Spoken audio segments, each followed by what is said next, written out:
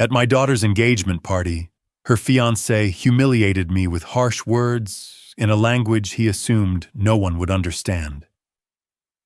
An old man nobody respects. Your daughter is my property. He smiled confidently, certain I had no idea what he was saying. But I stayed silent even though I understood every single word. Just 2 weeks later at his gala, I stood up and exposed him. He is a traitor to his country.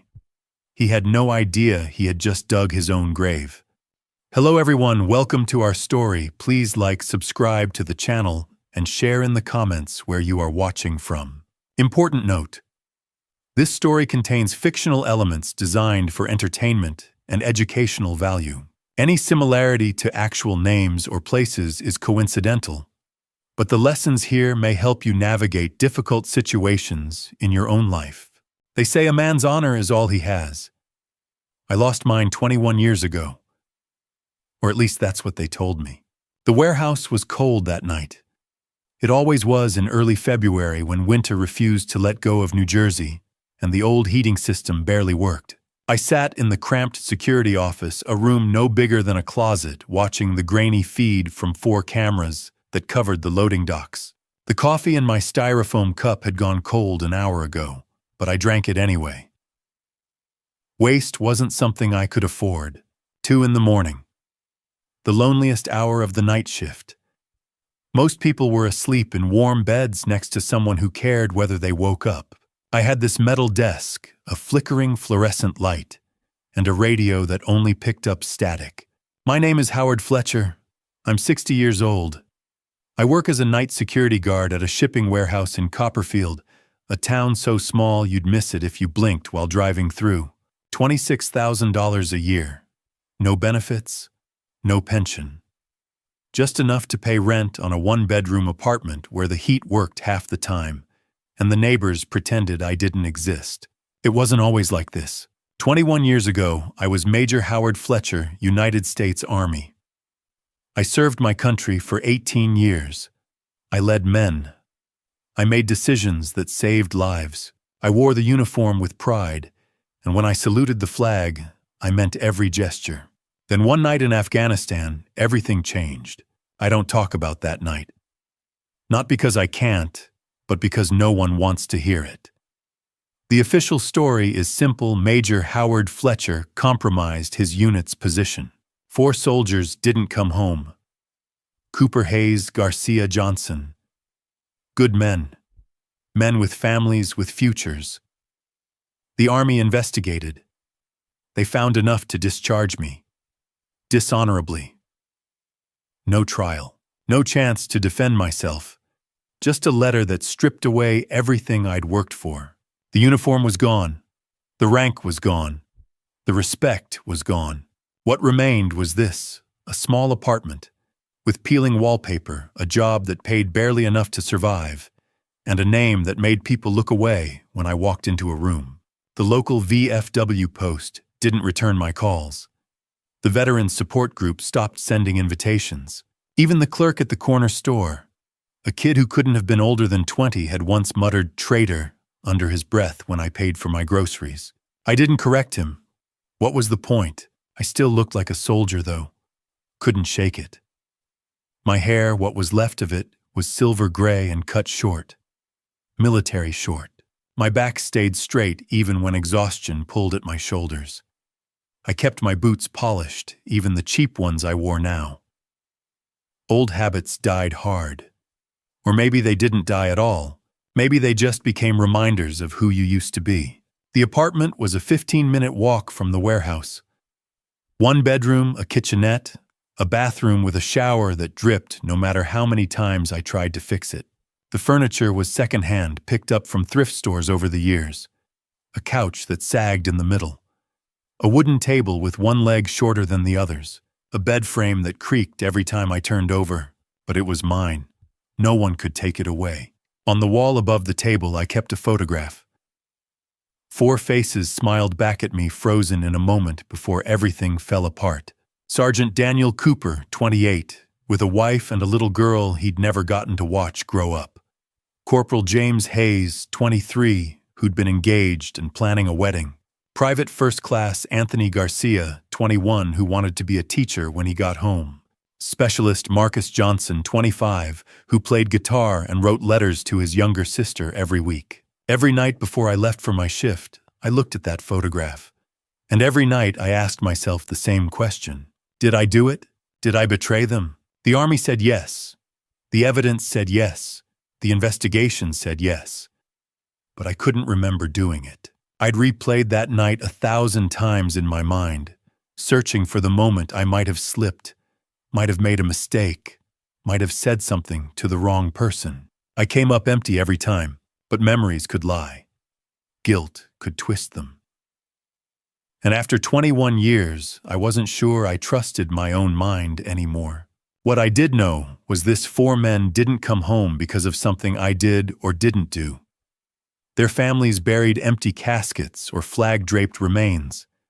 Their names were carved into stone memorials, and I was still here breathing, working, surviving. That guilt didn't fade. It sat in my chest like a stone, heavy and cold. Some nights it made it hard to breathe. Tonight was one of those nights. I leaned back in the chair, staring at the monitors. Nothing moved on the loading docks. Just rows of shipping containers stacked like metal dominoes and the occasional gust of wind that rattled the chain-link fence. Quiet. Empty. Safe. My phone buzzed. I almost ignored it. Phone calls at 2 in the morning were never good news, but the screen showed an email notification, not a call. I frowned and unlocked the phone. The sender was an address I didn't recognize. No subject line. Just a short message in plain text. I know you didn't do it. We need to talk. NT. I stared at the screen for a long moment. NT. Who the hell was NT? A name flickered at the edge of my memory, but I couldn't place it. Spam, probably. Or a scam. Some kid with too much time and access to old military records looking to mess with a washed-up veteran. I'd gotten messages like this before, back when I still had hope that someone might believe me. They always led nowhere. I deleted the email and set the phone down. But the name stayed with me. NT. The coffee was cold. The warehouse was silent. And somewhere in the back of my mind, a question I'd tried to bury for 21 years started clawing its way back to the surface. What if someone else knew something I didn't? But there was one person who still believed in me. One person who kept me going through all those years. My daughter. Her name is Maya. She's 28 now, though. In my mind, she'll always be that little girl with scraped knees and wild curls running through the yard of the house we used to own, before everything fell apart. I met her mother in the spring of 1991. Catherine was a librarian at the base where I was stationed. She had brown hair she wore in a braid, glasses that slipped down her nose when she read, and a smile that made the room feel warmer. I wasn't looking for love. I'd spent my whole adult life focused on the army, on duty, on being the kind of soldier my country needed. But Catherine had a way of looking at me like I was more than just a rank and a uniform. Like I was a person worth knowing. We got married in the summer of 1992. Small ceremony, just a few friends and family. She wore a simple white dress and carried daisies. I wore my dress blues. It was the happiest day of my life. 2 years later, Catherine told me she was pregnant. She was 42. The doctors called it high risk, rattled off a list of things that could go wrong. But Catherine just smiled and said, "We'll be fine." And we were. Maya came into the world on a cold morning in February 1994, small and red-faced and perfect. Catherine held her and looked at me with tears in her eyes. "She's ours," she whispered. "For 10 years, we were a family. A real one." Catherine stayed home with Maya while I deployed, came back deployed again. When I was gone, Catherine sent me letters and pictures. Maya's first steps. Her first day of school, a drawing she'd made of the 3 of us holding hands under a bright yellow sun. Then, in the spring of 2004, Catherine started getting tired. At first, we thought it was stress or age, but the tiredness didn't go away. She went to doctors, then specialists. Cancer, aggressive, stage 4 by the time they found it. I took leave to be with her. We tried treatments, chemotherapy, radiation, experimental drugs that cost more than I wanted to think about. Nothing worked.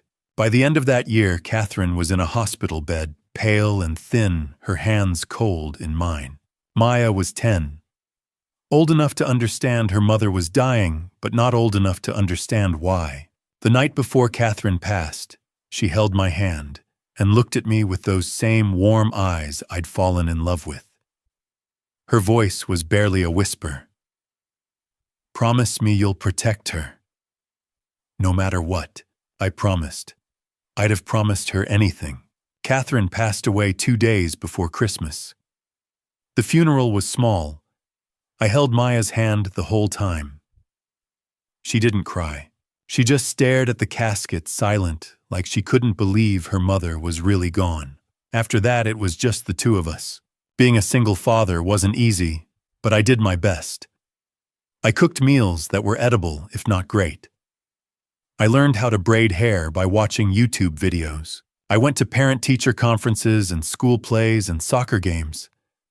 I made sure Maya knew she was loved, that she mattered, that her mother's absence didn't mean she was alone. And for a while it worked. Maya was a good kid, smart, kind. She had her mother's smile and my stubborn streak. She loved reading just like Catherine. She wanted to be a nurse when she grew up, to help people the way the nurses had tried to help her mom. But then 2011 happened. The scandal, the discharge, the accusations. Overnight, I went from Major Fletcher to the man who'd betrayed his country. And Maya, who was 17 at the time, became the daughter of a traitor. By the time Maya was 18, the whispers had followed us everywhere. Kids at school found out who I was, what I'd been accused of. They started calling her names. Traitor's daughter. Coward's kid. She came home one afternoon with red eyes and tear-streaked cheeks. She tried to hide it, but I saw. I asked her what happened. She shook her head. "Nothing, Dad. I'm fine." But she wasn't fine. I could see it, and I hated myself for it. For being the reason she couldn't have a normal life. For being the shadow she couldn't escape. That guilt never left.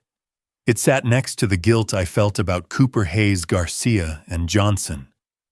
Another weight I couldn't put down. Maya grew up fast after that. She worked hard in school, kept her head down, didn't talk much about her life. She got into nursing school and moved to Hartford when she was 22. She called every few weeks at first, then every few months, then less and less. Now she's 28. She works as a nurse at Hartford Hospital. I know because I've looked her up online, seen her name listed on the staff directory. I'm proud of her. She became exactly who she wanted to be. She's helping people. She's living a life that's hers, not mine. But we don't talk much anymore. The last time I heard from her was 6 months ago. A short text on my birthday. "Happy birthday, Dad. Hope you're doing okay," I texted back. "Thanks, sweetheart." "Love you." She didn't reply. Every week since then, I've sent her a message. Nothing heavy, just little things. "Love you, sweetheart. Dad.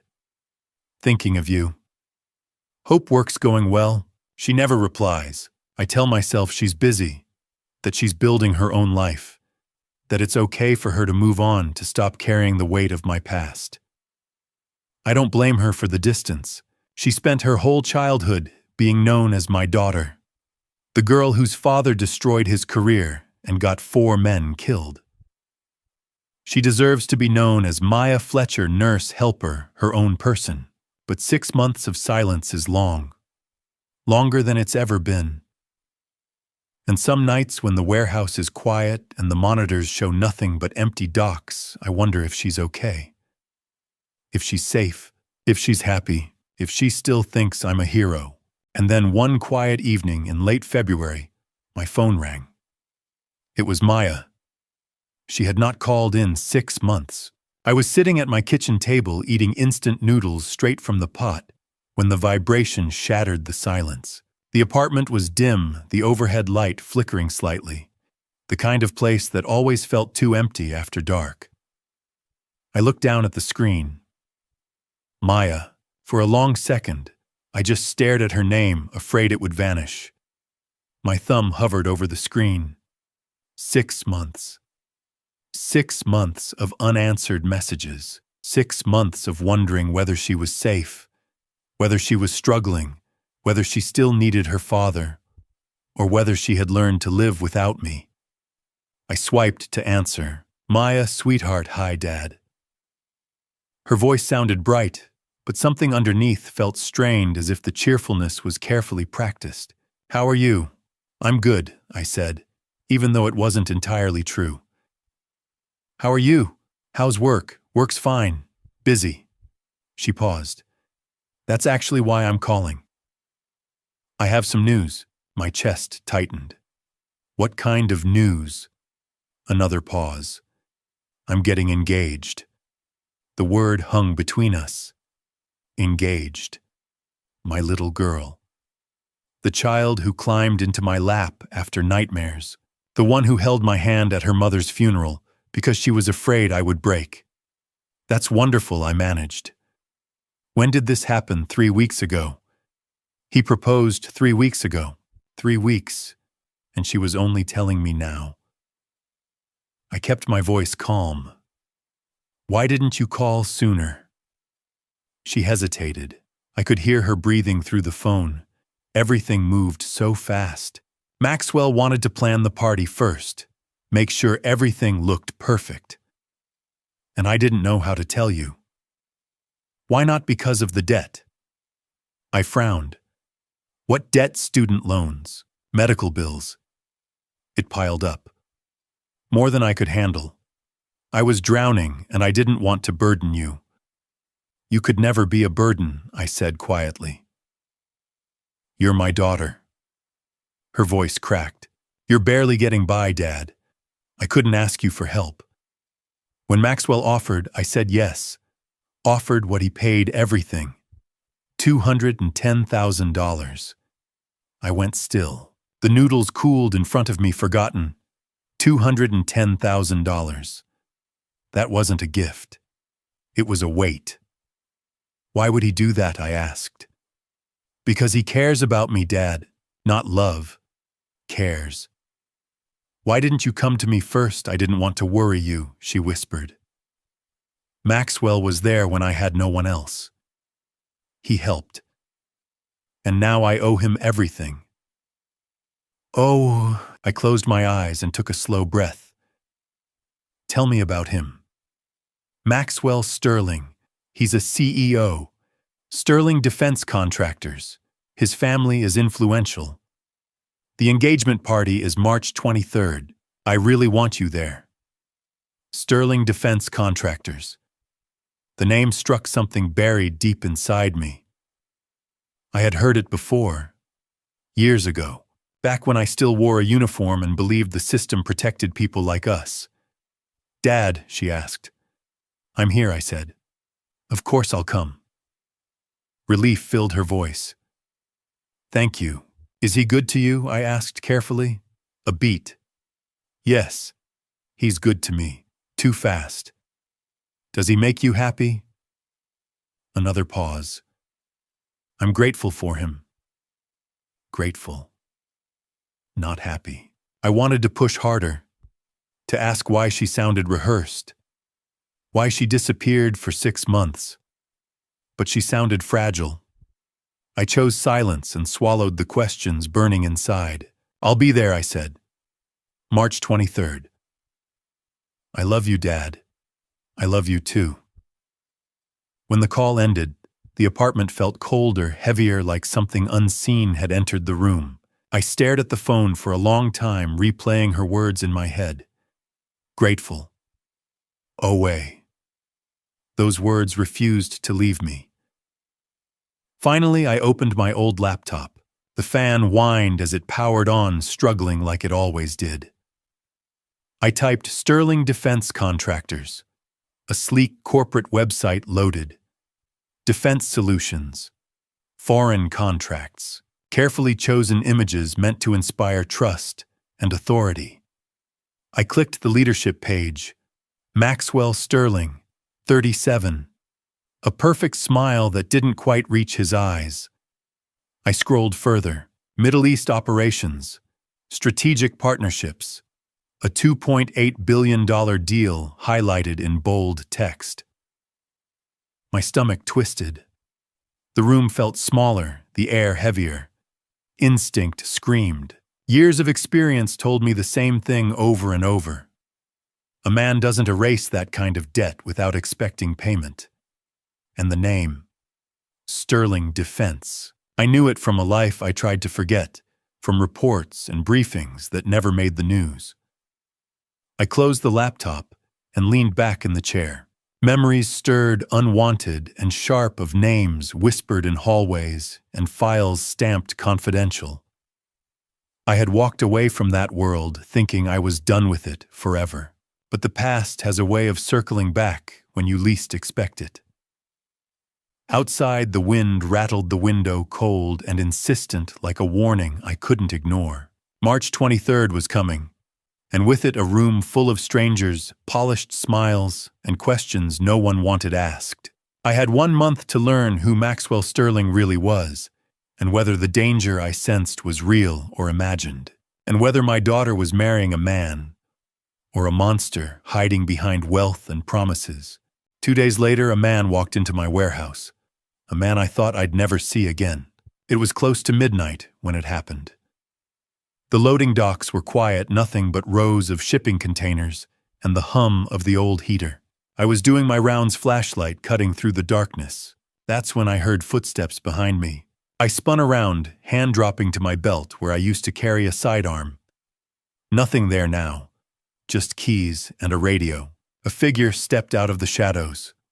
Tall, broad-shouldered, moving with the kind of controlled precision that only comes from training. Major Fletcher. I froze. That voice. The man stepped closer. Dark hair streaked with gray. Strong jaw. Brown eyes. "It's me," he said quietly. "Nathan Torres." I couldn't speak. Nathan Torres.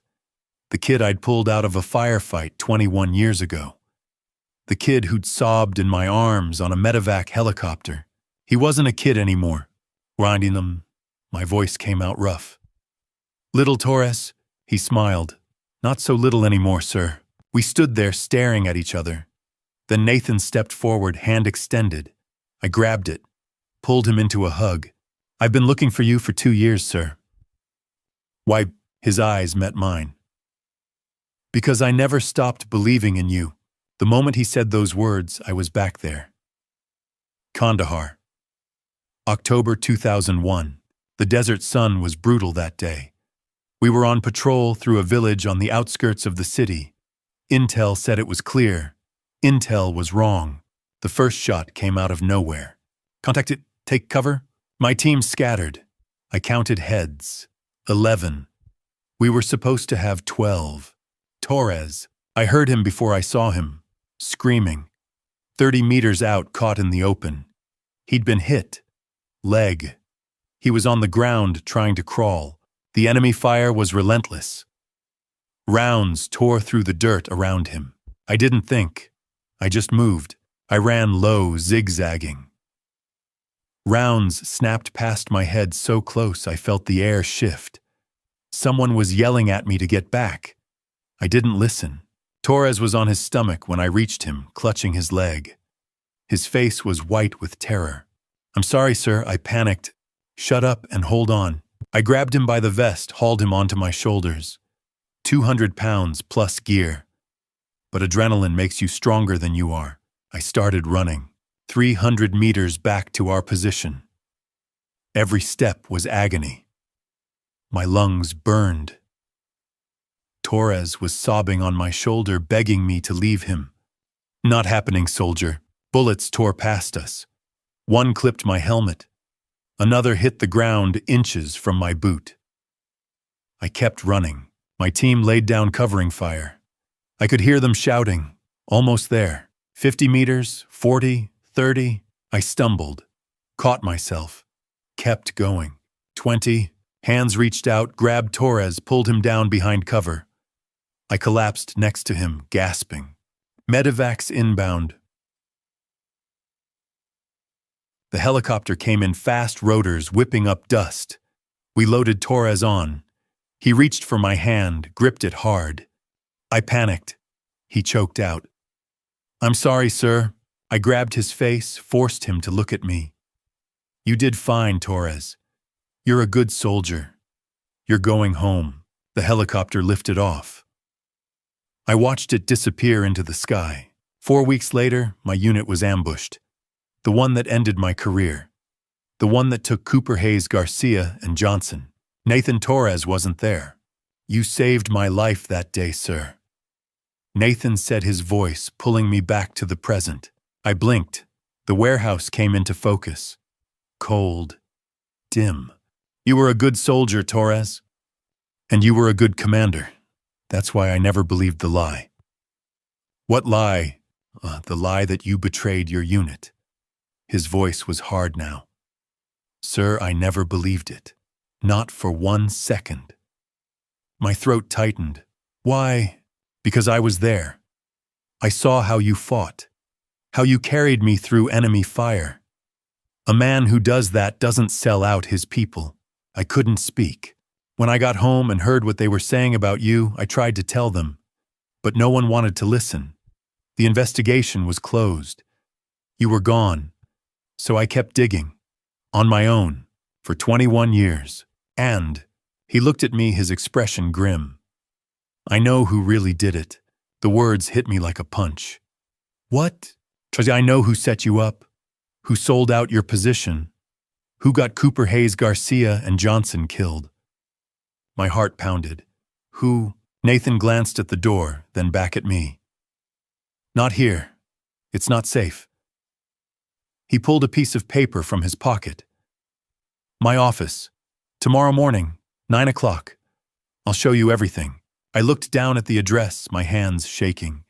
"Torres, why are you doing this?" He met my eyes. "Because you saved my life, sir. And because you deserve better than what they did to you." He turned, walked to the door, stopped, looked back. "Now one more thing. The man who did this, he's still out there, still profiting. And he's about to make a very big mistake." Then he was gone. I stood there staring at the paper. Tomorrow, 9 o'clock. 21 years of believing I'd failed. And now someone was telling me I didn't. Tomorrow I would learn the name of the man who destroyed my life. Tomorrow everything would change. The next morning, I drove to Nathan's office. My hands wouldn't stop shaking. After 21 years, I was about to learn what really happened.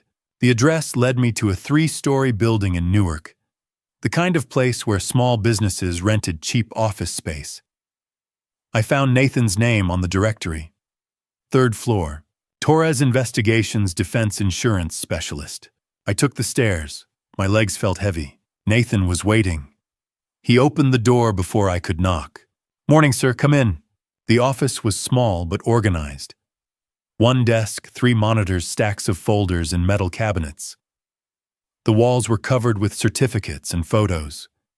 Nathan shaking hands with veterans. Nathan receiving awards. A framed American flag in the corner. "Sit down," Nathan said, gesturing to a chair across from his desk. I sat. He pulled his chair around so we were both facing the monitors. "Sir, what I'm about to show you will change everything." I nodded. My mouth was too dry to speak. Nathan clicked the mouse. The center monitor lit up with a scanned document. An email. Old formatting. The kind from 20 years ago. "This is from October 2001, Nathan said. 3 days before the ambush. I leaned forward reading. The email was from Captain Eric Hale, my second-in-command, sent to an address at Sterling Defense. The subject line read, "Kandahar Unit Position." The date was October 12, 2001. Inside the body of the email was a string of GPS coordinates. Numbers I recognized immediately. The exact location of my unit's patrol route. My blood went cold. Eric Hale, I said quietly. He sent our position to Sterling Defense 3 days before the ambush. Yes, sir, Nathan said. And that's not all. He clicked again. Another document appeared. A bank transfer record. The details were laid out in cold, bureaucratic language. $500,000 had moved from Sterling Defense contractors to an offshore account in the Cayman Islands. The account holder was Eric Hale. The date of the transfer was October 15, 2001, just 3 days after the ambush that took my men. $500,000, Nathan said quietly. Paid to Hale the same week your men didn't come home. I stared at the screen. The numbers blurred. There's more, Nathan said gently. He clicked again. An audio file appeared. He pressed play. The sound quality was poor, like it had been recorded through a phone or hidden device. But the voices were clear enough.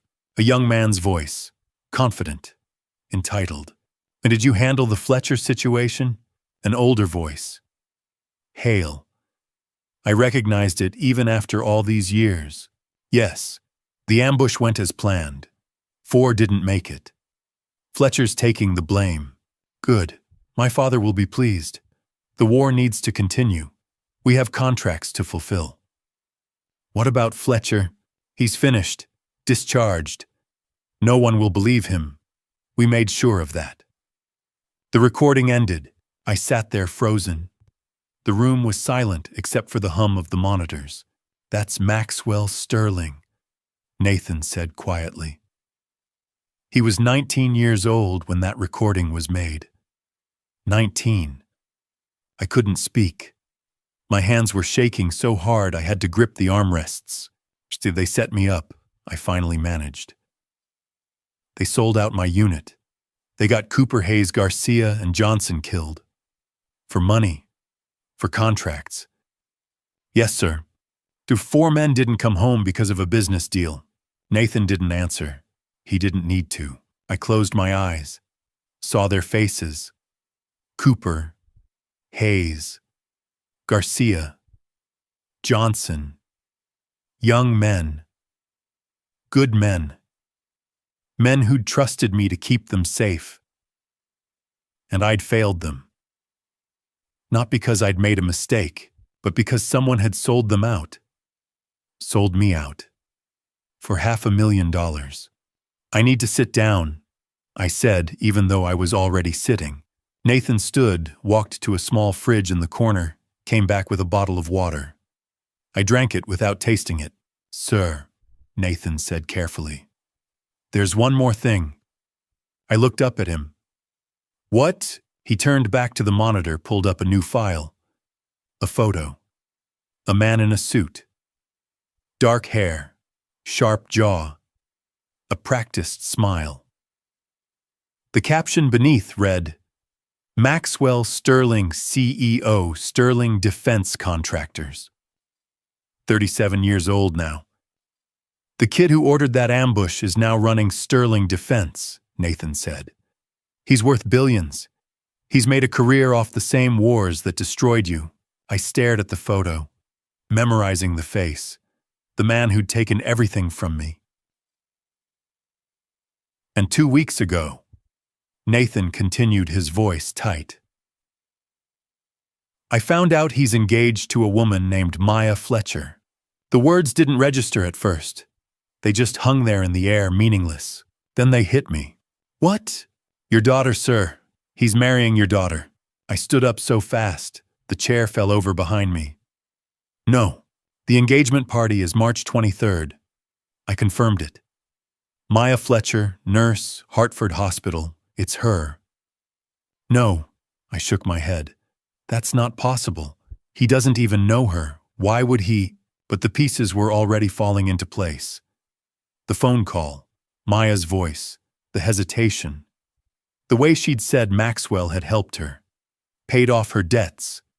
$210,000. He found her, I said quietly. He found my daughter, and he's using her. I don't know why yet, Nathan admitted. But I'm working on it. I sank back into the chair, my legs giving out. My head was spinning. Maxwell Sterling. The man who'd destroyed my life. The man who'd gotten 4 of my soldiers killed.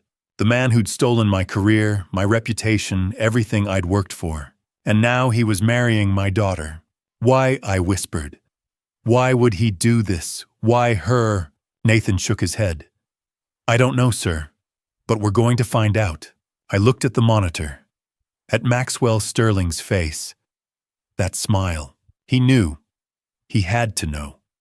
He knew who Maya was, whose daughter she was. This wasn't a coincidence. This was revenge, or something worse. That night I did not sleep. I sat in my apartment with the lights off, staring at the wall. The same wall I had stared at for 21 years. But everything was different now. I knew who had betrayed me. I knew who had sent my men to their deaths. And I knew that same man was about to marry my daughter, Maxwell Sterling. 19 years old when he orchestrated the ambush. 37 now. CEO of Sterling Defense. A man who built an empire on the bodies of soldiers, on my reputation, on my silence. And now he wanted Maya. I thought about her.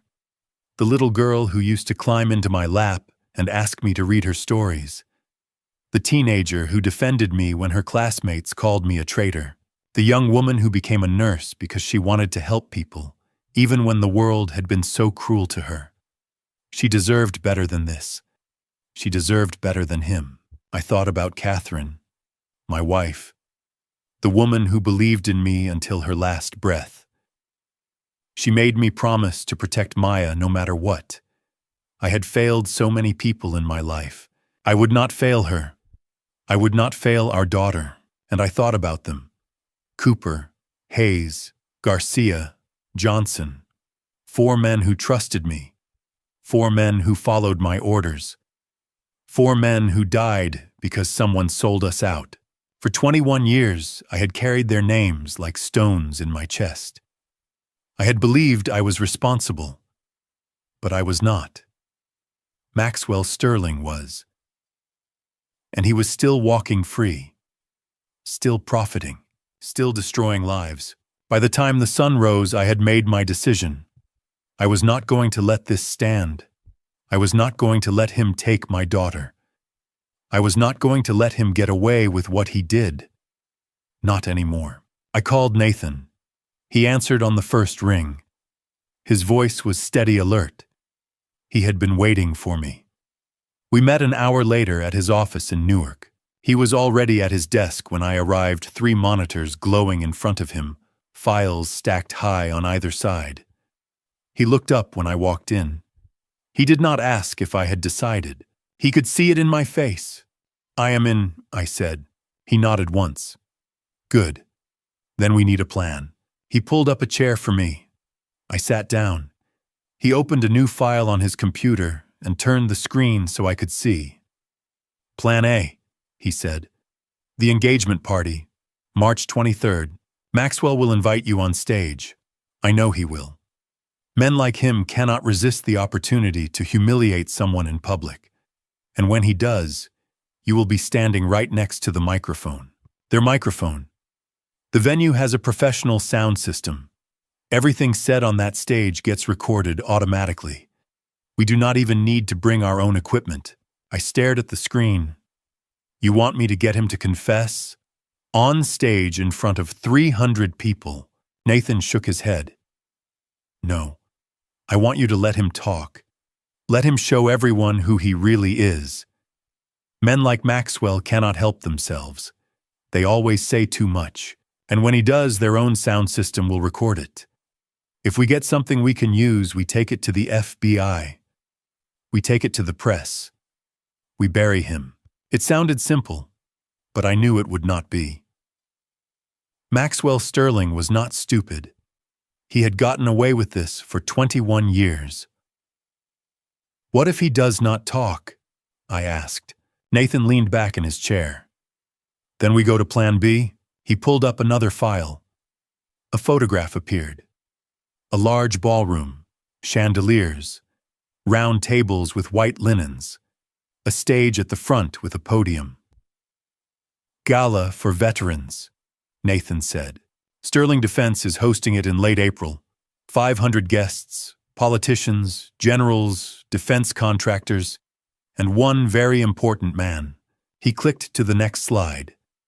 An older man in a suit appeared, silver hair, sharp eyes. Lieutenant General Marcus William Brennan, retired. Served 15 years in Afghanistan and Iraq. Speaks Farsi, hates betrayal more than anything else in the world. And right now, he is the chairman of the Global Defense Investment Fund. He is considering a $480 million investment in Sterling Defense. I felt something shift in my chest. $480 million, Nathan nodded. If that deal goes through, Sterling Defense becomes one of the top 5 defense contractors in the country.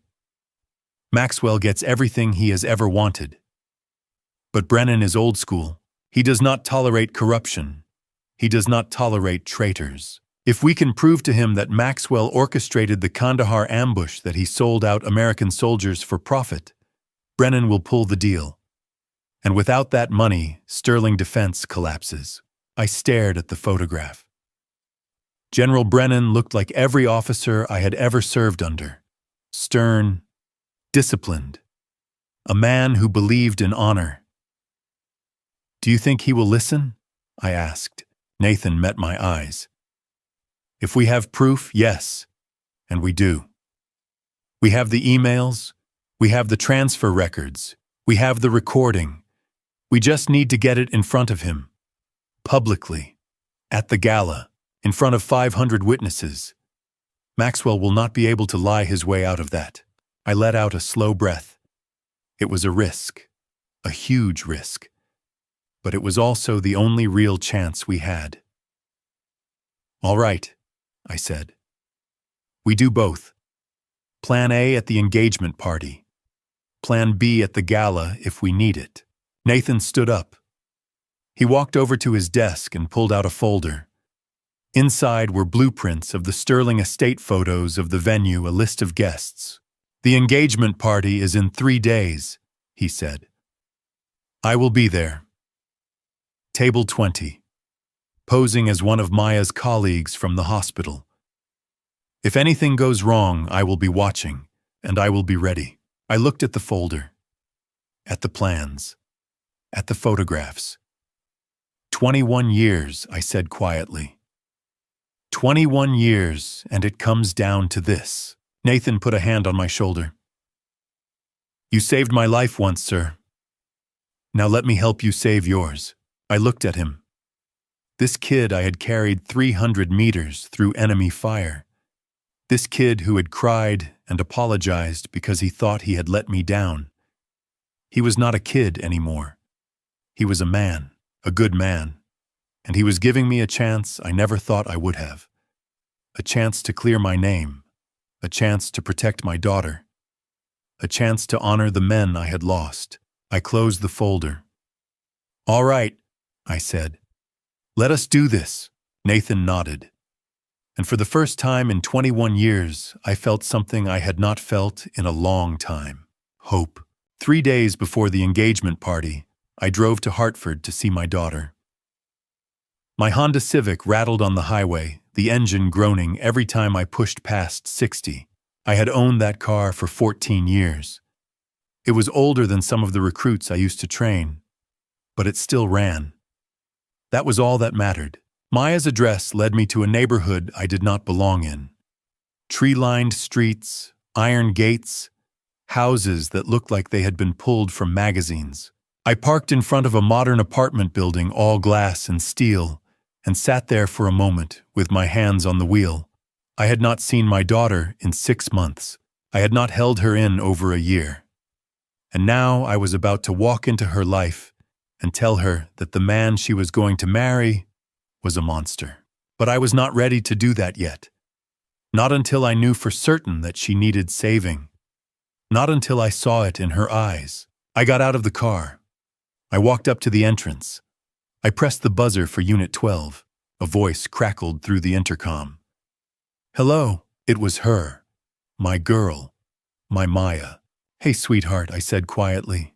It is Dad. There was a pause, then a gasp. Dad, oh my God. Come up right now. The door buzzed open. I took the elevator to the third floor. The hallway was spotless. White walls, soft lighting, the kind of place where people did not raise their voices or slam doors. I found Unit 12 and knocked gently. The door opened. Maya stood there in a sweater and jeans, her hair pulled back in a ponytail. She looked thinner than I remembered. Her face was pale. There were dark circles under her eyes, but she smiled when she saw me. A big, bright smile that did not quite reach her eyes. Dad, she said, stepping forward. I did not know you were coming. I pulled her into my arms. She felt so small, so fragile, like I could break her if I held on too tight. I wanted to visit before the big day, I said. She hugged me back. Then she stepped aside and let me in. The apartment was beautiful. Hardwood floors, high ceilings, floor-to-ceiling windows that overlooked the city. There was a leather couch, a glass coffee table, a kitchen with marble countertops. Everything was clean. Everything was expensive. But it felt cold, empty, like a showroom instead of a home. I looked around. There were no photographs of Maya, no pictures of her at work or with friends or from her childhood. There were only photographs of Maxwell. Maxwell in a suit at some charity event. Maxwell shaking hands with a politician. Maxwell standing beside an older couple who I assumed were his parents. The Sterling family. Everywhere I looked, it was Maxwell. Maxwell. Maxwell. Maya gestured to the couch. Sit down, Dad. I will make us some tea. I sat. She disappeared into the kitchen. I heard the clink of mugs, the hiss of the kettle. A few minutes later, she came back with 2 cups of tea and sat down across from me. She was smiling again, but her hands were shaking. So I said carefully, "Tell me about Maxwell." She brightened. "Oh, Dad, he is wonderful. He is so smart, so successful. He treats me really well." I watched her hands. She gripped the mug tightly like she was afraid to let go. "How did you two meet?" 3 years ago, she said. I was working a night shift. There was an emergency patient. Maxwell was visiting his father at the hospital. He helped me with something. We stayed in touch after that. And the debts, she hesitated. "I told you. He paid them off." "Why would he do that, Maya?" Her smile faltered. "Because he loves me, Dad." I leaned forward. "Do you love him?" She opened her mouth, then closed it. She looked down at her tea. She did not answer. Before I could say anything else, her phone buzzed on the table. The screen lit up. Maxwell. Maya flinched. She grabbed the phone immediately and answered. "Hi. Yes. Yes, I am at home. My dad. He is here right now." "Okay. I will do that. I love you too." She hung up. She looked at me. Her face was pale. "He wants to meet you. Tomorrow. At the estate." I nodded slowly, but inside I was putting the pieces together. She had not said "I love you" first. She had waited for him to say it. Then she had repeated it back, like a script, like something she was supposed to say. "Maya," I said quietly, "are you happy?" Her eyes filled with tears. She looked away. "I do not know anymore, Dad. It is just that I owe him so much. He saved me." I reached across the table and took her hand. Sweetheart, owing someone and loving someone are 2 completely different things. She started to cry. "But I do not have a choice. If I leave, he will take it all back. The debts will come back. I cannot do it alone. I cannot." I squeezed her hand. I understood now. Maxwell Sterling was not holding my daughter with violence. He was holding her with debt, with obligation, With fear, he had built a cage around her, and she could not see the bars. "Listen to me," I said firmly. "You do not have to do anything, just trust me. One more week. Can you do that?" She looked at me confused. "What do you mean? Just trust me," I said. "I promise you, sweetheart. You are going to be free." She did not understand, but she nodded. "Okay, Dad." "Okay." I stood up. I kissed her forehead. "I will see you at the party." She walked me to the door. I looked back at her one more time before I left. She was standing there in the hallway, arms wrapped around herself, looking so small and so lost. But she was not going to be lost for much longer, because I was going to get her out of this, no matter what it cost me. I walked back to my car. I sat in the driver's seat and gripped the steering wheel until my knuckles turned white. I thought about Cooper, Hayes, Garcia, Johnson, 4 men who had trusted me, 4 men who had been betrayed. I had spent 21 years believing I had failed them, but I had not failed them. Someone else had, and that same someone was now doing the exact same thing to my daughter. But not anymore. I started the engine. I pulled out of the parking lot, and as I drove back toward New Jersey, I made a promise.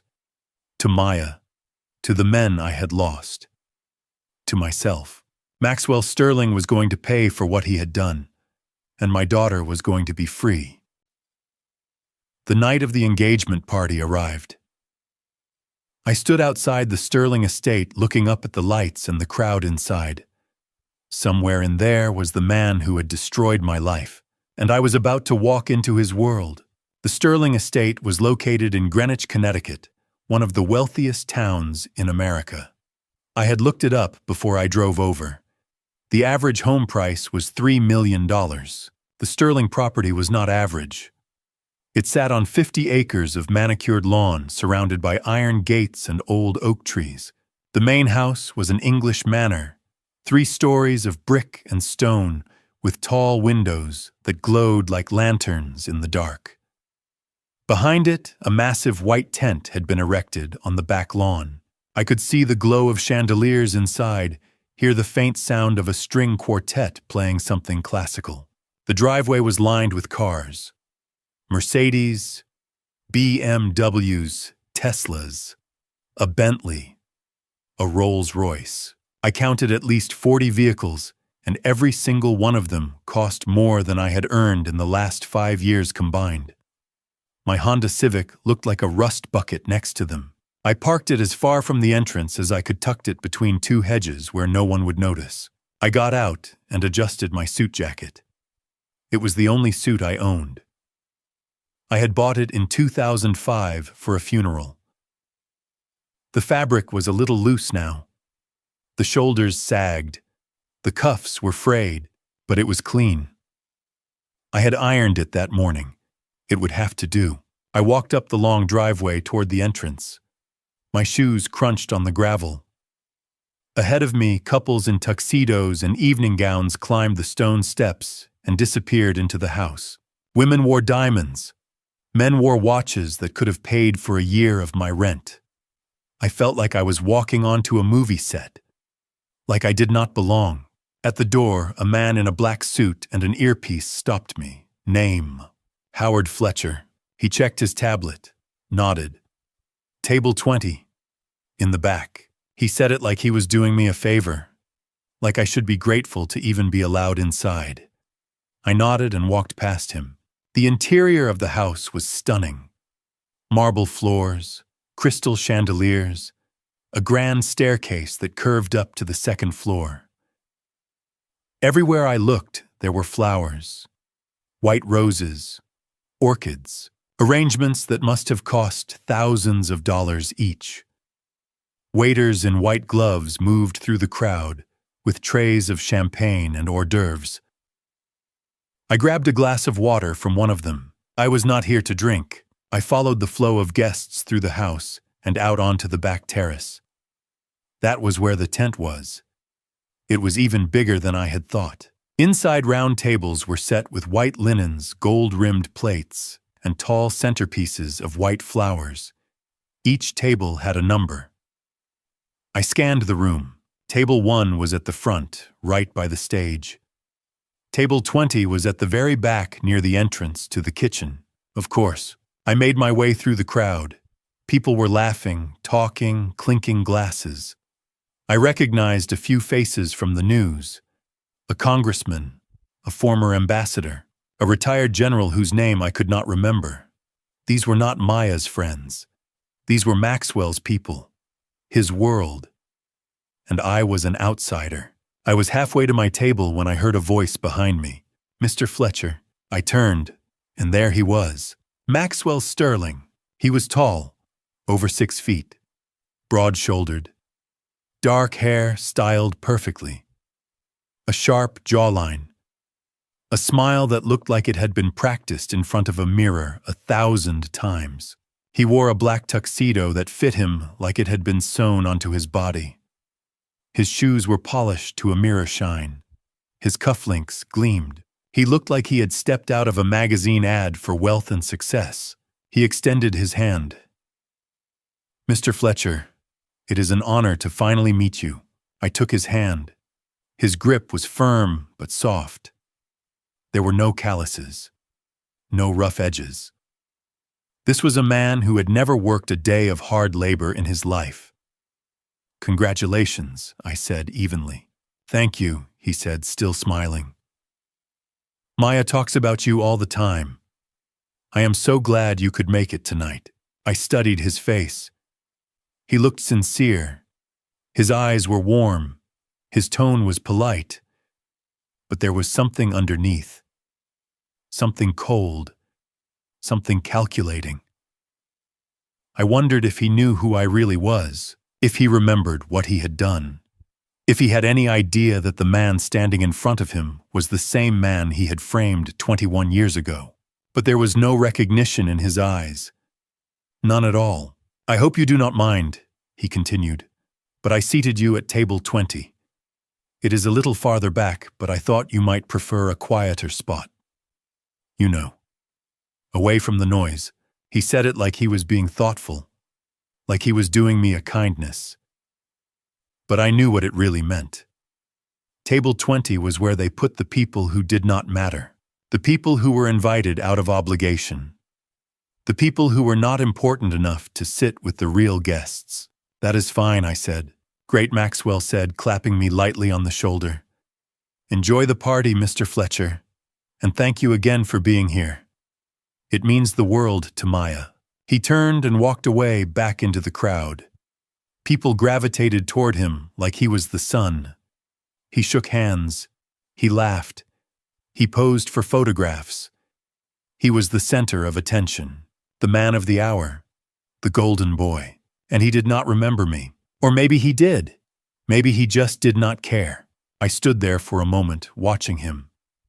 This was the man who had orchestrated the ambush that ended 4 lives. This was the man who had framed me for treason. This was the man who had built an empire on blood and lies. And now he was marrying my daughter. I glanced toward the stage at the front of the tent. There was a microphone stand in the center. Professional sound system. Speakers mounted around the tent. Nathan had explained it to me. When Maxwell invites me on stage, everything will be recorded through their own system. We do not need to bring anything. They will record themselves. I took a breath. I walked to table 20. I sat down. And I waited. Because tonight was just the beginning. I found my seat at table 20. Nathan was already there, posing as a guest. He wore a dark suit and a neutral expression. When I sat down, he leaned toward me slightly and whispered, "Remember, when you are on stage, their sound system will record everything. Stay calm." I nodded. I looked toward the front of the tent. There, on a small stage near table 1 stood Maxwell, and beside him, in a white dress that made her look like she was glowing, was Maya. She looked beautiful. Her hair was pinned up. Her makeup was perfect. She smiled as guests approached to congratulate her, but I could see it, the sadness in her eyes. The way her smile did not quite reach them. She was playing a part, and she was exhausted. A man stepped onto the stage. Richard Sterling, Maxwell's father. He was 70 years old with silver hair slicked back and a tailored Armani suit that probably cost more than my car.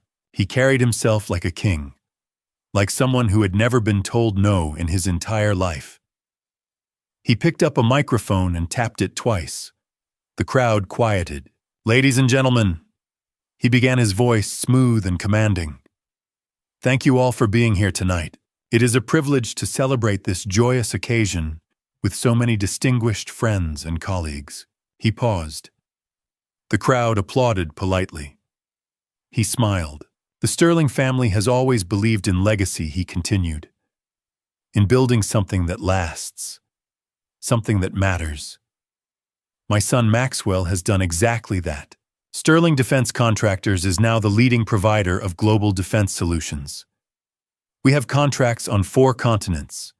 We employ over 10,000 people. And we are just getting started." More applause. I felt my jaw tighten. He was bragging. He was turning his son's engagement party into a business pitch. And tonight, Richard said, his voice softening slightly, "My son has found a partner who is worthy of this family. Maya Fletcher is a woman of grace, intelligence, and strength. She is a nurse, a healer, someone who dedicates her life to helping others. We are honored to welcome her into our family." The crowd clapped again. Some people stood. I stayed seated. I stared at Richard Sterling and thought, "Worthy, my daughter is worth more than your entire family combined." Richard handed the microphone to Maxwell and stepped aside. Maxwell took center stage. He looked out over the crowd with that perfect smile, that practiced charm, and for a moment, I hated him more than I had ever hated anyone in my life. But I stayed calm. I stayed still. I watched.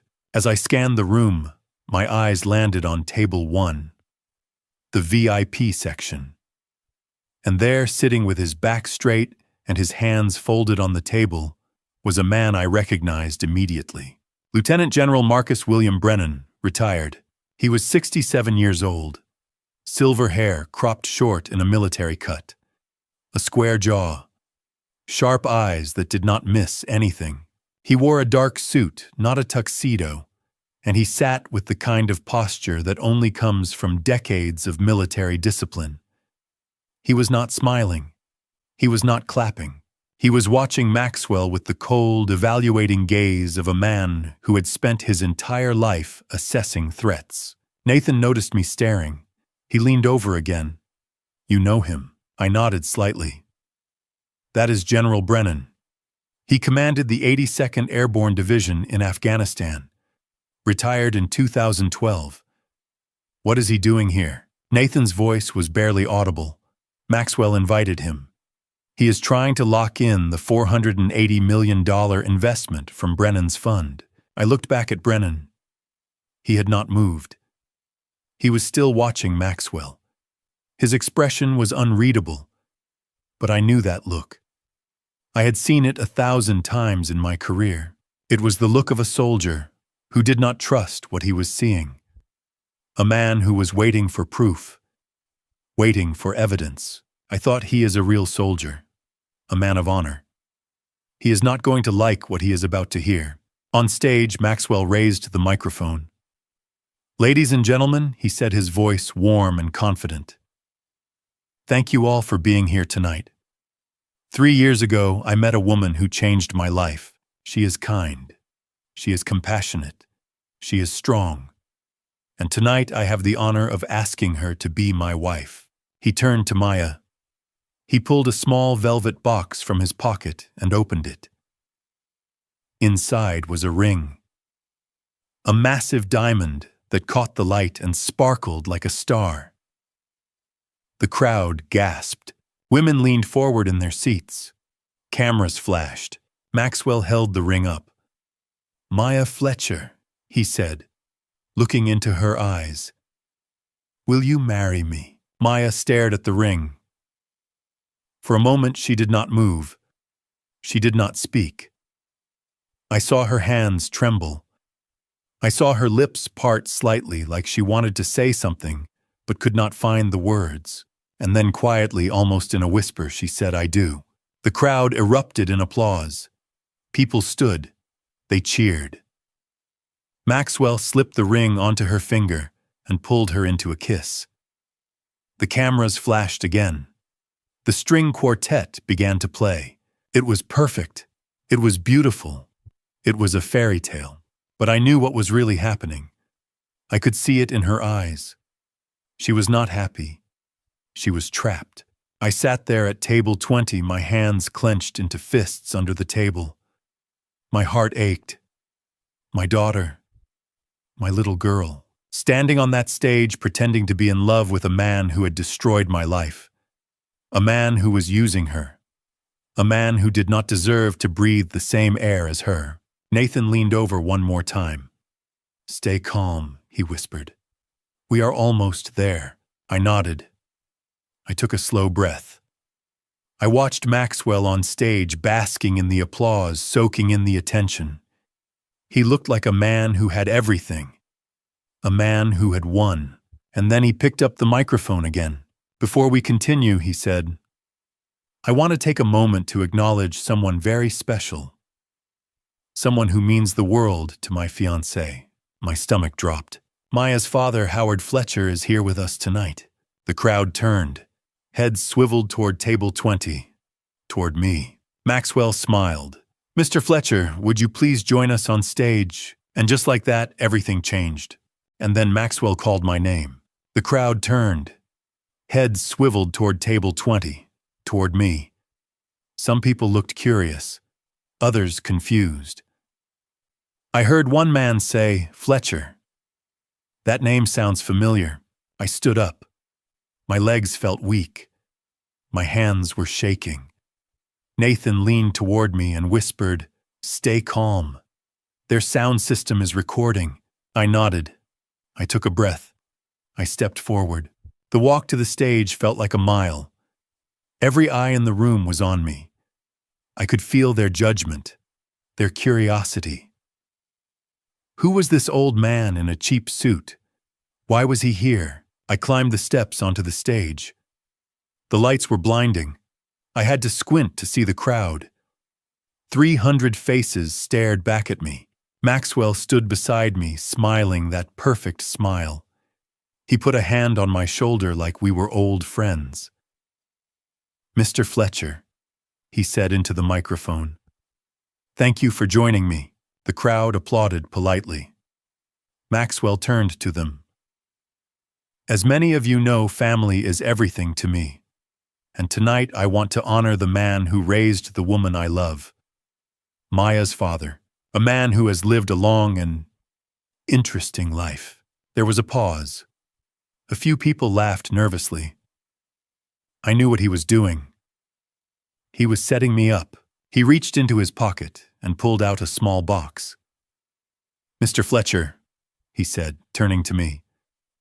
"To show my respect, I want to give you a gift." He opened the box.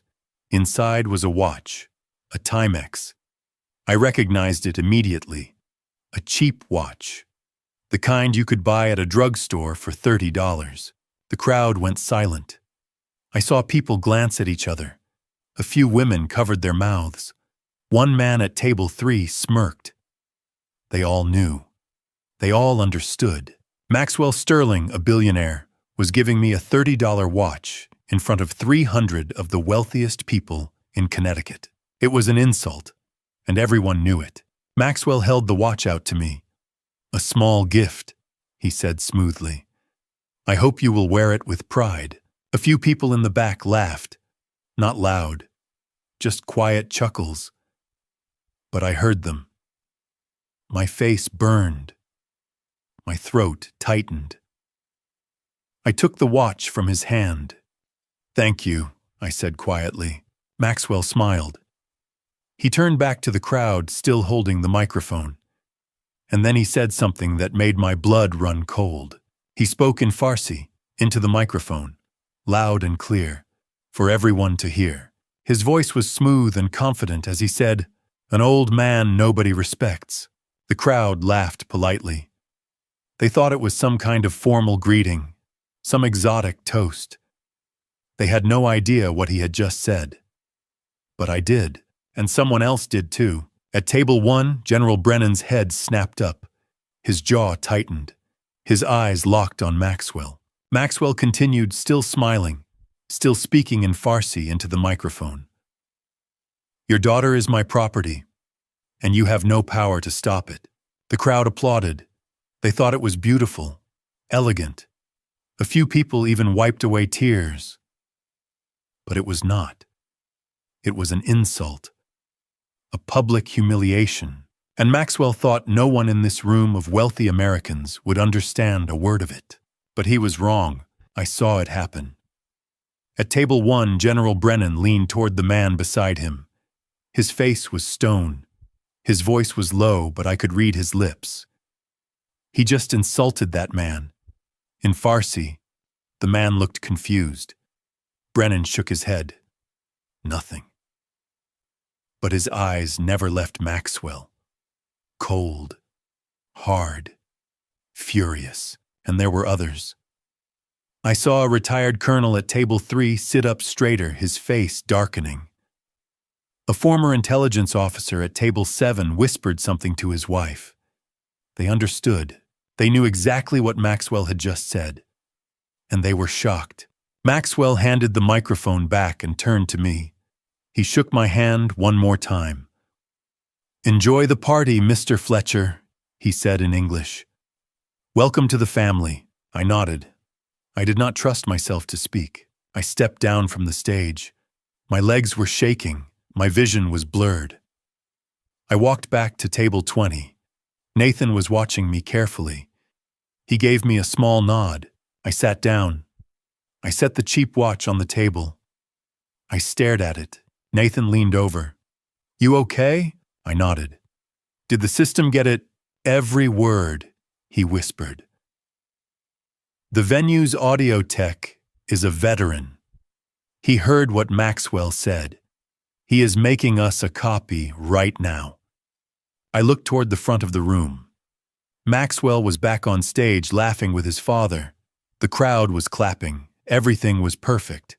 Everything was beautiful, and no one knew what had just happened, except me, and Nathan, and General Brennan, and a handful of veterans scattered throughout the room. Men who had served in Afghanistan, men who spoke Farsi, men who had just witnessed Maxwell Sterling insult a father at his daughter's engagement party in a language he thought no one would understand. At table 1, Lieutenant General Marcus Brennan sat perfectly still. His jaw was tight. His eyes were locked on Maxwell. The woman beside him leaned over. "Did he just say something inappropriate?" she asked quietly. Brennan nodded once. "Yes, he did." She looked shocked. "In front of everyone," Brennan's voice was ice. "He thinks we do not understand. He thinks he is untouchable."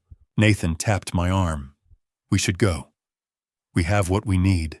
I stood up. I took one last look at the stage, at Maxwell, at Maya, at the crowd, and then I turned and walked out of the tent. Nathan followed close behind. We did not run. We walked calmly through the house, past the security guard, down the driveway to the parking lot. I got into my car. Nathan got into his van, and as I started the engine, I pulled out my phone. Nathan had already sent me a text. "Audio file secured. Venue tech confirmed." Brennan heard everything. I stared at the message. We had it. Maxwell had buried himself in front of 300 witnesses on a recording system he paid for, in a language he thought no one would understand. We had everything. The next day, I met Nathan at his office in Newark. It was early. The sun was just rising. I had not slept. I could not stop thinking about what Maxwell had said on that stage. "Your daughter is my property." The words played over and over in my head like a broken record. But now, sitting across from Nathan in his small office, I had to focus. We had evidence. We had a plan. We just had to execute it. Nathan pulled up the audio file on his laptop. He pressed play. The sound of the engagement party filled the room. Applause, laughter, the string quartet. And then Maxwell's voice. Loud, clear, arrogant, speaking in Farsi into the microphone for 300 people to hear. An old man nobody respects. A pause. Then, your daughter is my property, and you have no power to stop it. Nathan paused the recording. He looked at me. Perfect.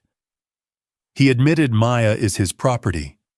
That is evidence of psychological manipulation, coercion, control. I nodded. I had already written out the English translation word for word. Nathan typed it into a document. We needed everything documented.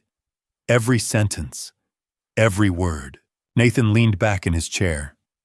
This is good, he said. But it is not enough. I looked at him. What do you mean? He sighed. The emails from 2001. The wire transfers. The recording of Maxwell and Eric Hale. All of that is solid. But it is old. 21 years old. Defense attorneys will argue that it is outdated. Juries like fresh evidence. Something that proves Maxwell is still dangerous right now. I thought for a moment. What about the Brennan deal? Nathan's eyes lit up. Exactly. He turned to his computer and pulled up a new file. This is what I have been working on for the past 6 months. Sterling Defense is negotiating a $2.8 billion arms contract with a sanctioned country, Iran. My stomach tightened. Iran, Nathan nodded. They are doing it through shell companies, offshore accounts, false documentation. If the deal goes through, it is a federal crime, violation of international sanctions, conspiracy to commit fraud, arms trafficking. Maxwell could go to prison for 20 years. Then why has not anyone stopped him? Because no one has proof, Nathan said. The FBI has been investigating Sterling Defense for 2 years, but they cannot prove Maxwell is personally involved. They need a smoking gun, a confession, something that ties him directly to the deal. I stared at the screen. And you think we can get that at the gala? Nathan smiled. I think if we expose him publicly in front of 500 people, including General Brennan, he will panic. And panicked men say things they should not. I nodded slowly. All right. So what is the next step? Nathan picked up his phone. We call the FBI. 3 days later, Nathan and I sat in a conference room at the FBI field office in Newark. The room was cold. Sterile, gray walls, a long table, no windows. Across from us sat Special Agent Robert Hayes. He was 38 years old. Short, dark hair, a sharp suit. He worked in the counterintelligence division.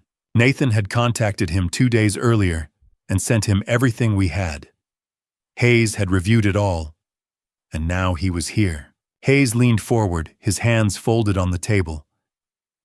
Mr. Fletcher, he said, looking at me. I want to start by saying I am sorry for what happened to you. What was done to you in 2001 was a disgrace. And if what Mr. Torres has shown me is accurate, then Maxwell Sterling and Eric Hale are responsible for the loss of 4 American soldiers. I nodded. I did not trust myself to speak. Hayes continued. We have been monitoring Sterling Defense for 2 years. We know they are dirty. We know they are working with sanctioned entities, but we have not been able to prove Maxwell Sterling's direct involvement. Until now. He tapped the folder in front of him. This email from 2001 changes everything. It ties Maxwell directly to the ambush, to the conspiracy. Combined with the financial records and the audio recording from the engagement party, we have enough to open a formal investigation. I leaned forward. Can you arrest him? Hayes shook his head. Not yet. We need him to commit a crime in front of witnesses. Something current. Something undeniable. Can you make that happen? Nathan and I looked at each other. Then Nathan said, yes, at the gala next week. Hayes nodded. Tell me the plan. Nathan pulled out a folder. Sterling Defense is hosting a gala for veterans next Saturday. 500 guests, politicians, generals, defense contractors, and General Marcus Brennan. If we expose Maxwell at the gala in front of everyone, he will panic. And when he does, he will say something incriminating. Something you can use. Hayes nodded slowly. All right. Here is what we will do. I will have undercover agents at the gala, posing as guests. You expose Maxwell. You present the evidence. If he panics and says anything incriminating, we move in immediately. I looked at Hayes. And what about Maya, my daughter? She is engaged to him. If this goes wrong, he could hurt her. Hayes met my eyes. Mr. Fletcher, I promise you we will not let that happen. We will have agents watching her. If Maxwell tries anything, we will intervene immediately. I took a deep breath. All right, let us do it. Hayes stood up. He extended his hand. I shook it. Then Nathan shook it. We are going to bring him down, Hayes said. All of them. And we are going to clear your name. I nodded. Thank you. Nathan and I walked out of the FBI office. The sun was setting. The sky was orange and pink. I stood there for a moment, looking up at it. 6 days. In 6 days, everything would change. Nathan put a hand on my shoulder. We are going to win, sir. I looked at him. I hope so. That night I went home alone. I had 6 days until the gala. 6 days to prepare for the most important battle of my life. My apartment was quiet. It always was. 1 bedroom, a small kitchen, a table with 2 chairs. The same place I had lived in for the past 15 years. The walls were bare, except for one thing, a photograph. 4 men in uniform standing in the desert sun. Cooper, Hayes, Garcia, Johnson, and me. Taken 3 weeks before the ambush. 3 weeks before everything fell apart. I sat down at the kitchen table. I pulled out a notepad and a pen. And I began to practice Farsi, the language Maxwell thought no one in his world would understand. The language he had used to humiliate me in front of 300 people.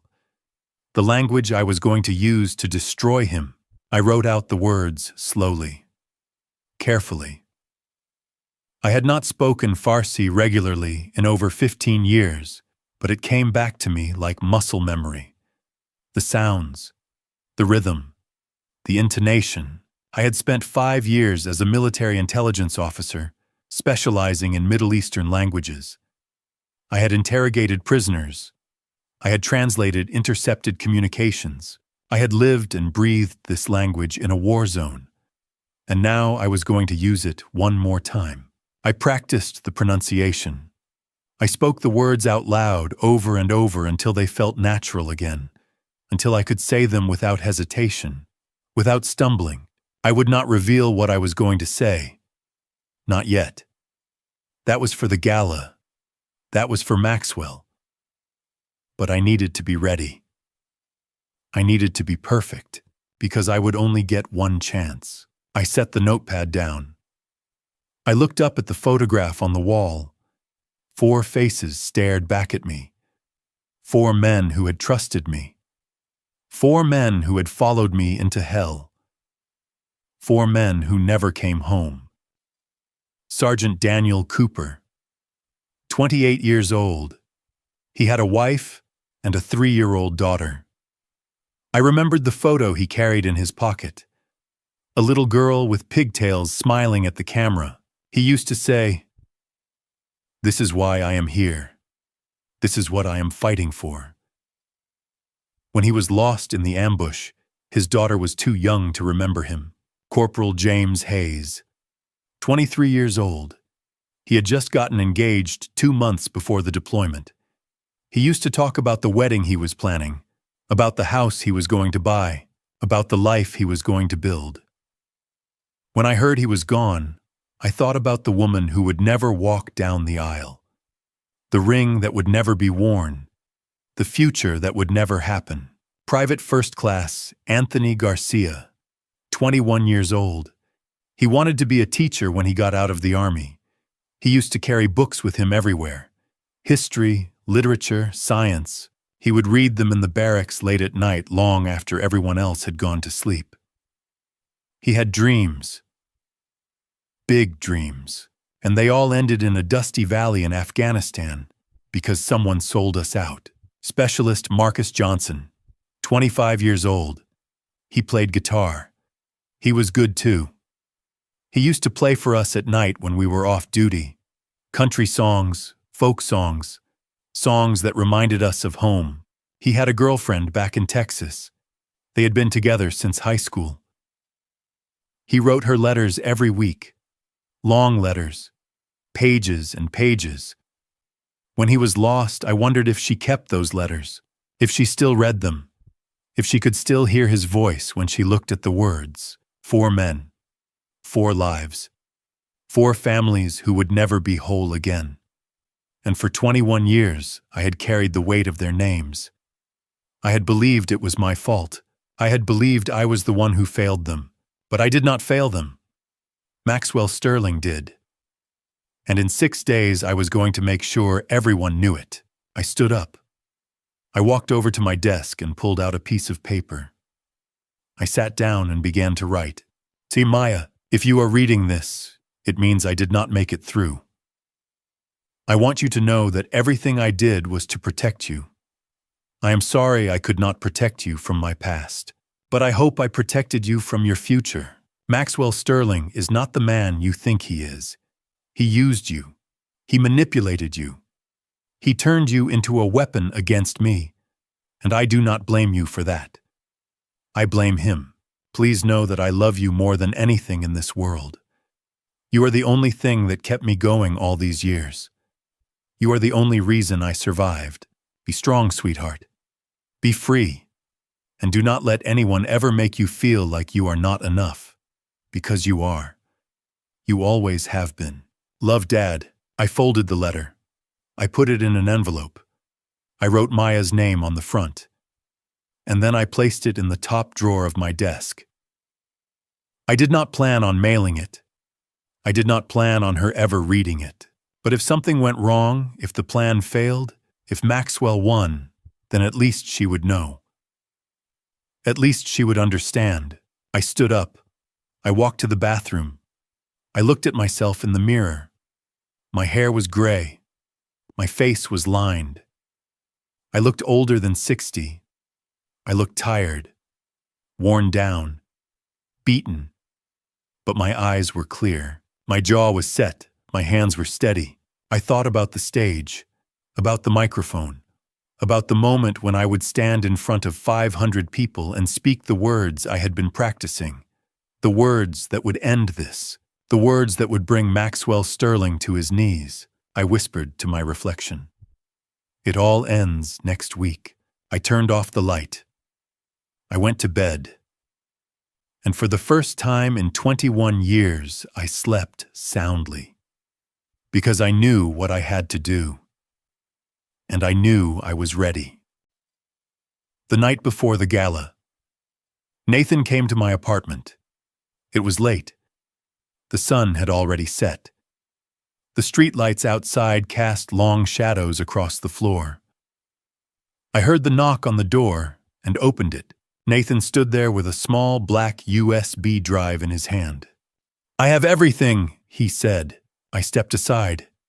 He walked in. We sat down at the kitchen table. The same table where I had been practicing Farsi for the past 6 days.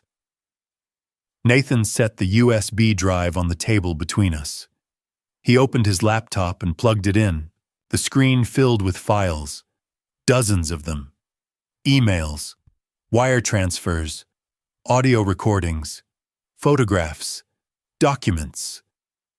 Everything we had collected over the past 6 months. Everything that proved Maxwell Sterling was a traitor, a murderer, a man who had built an empire on blood and lies. Nathan clicked through the files one by one. This is the email from 2001. GPS coordinates of your unit.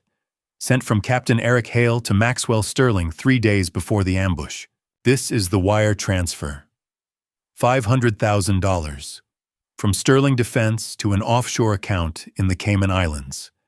Deposited 3 days after the ambush. This is the recording from the engagement party. Maxwell speaking in Farsi, insulting you, claiming Maya as his property. He paused. He looked at me. We have everything, sir. Everything we need to bury him. I nodded. I stared at the screen.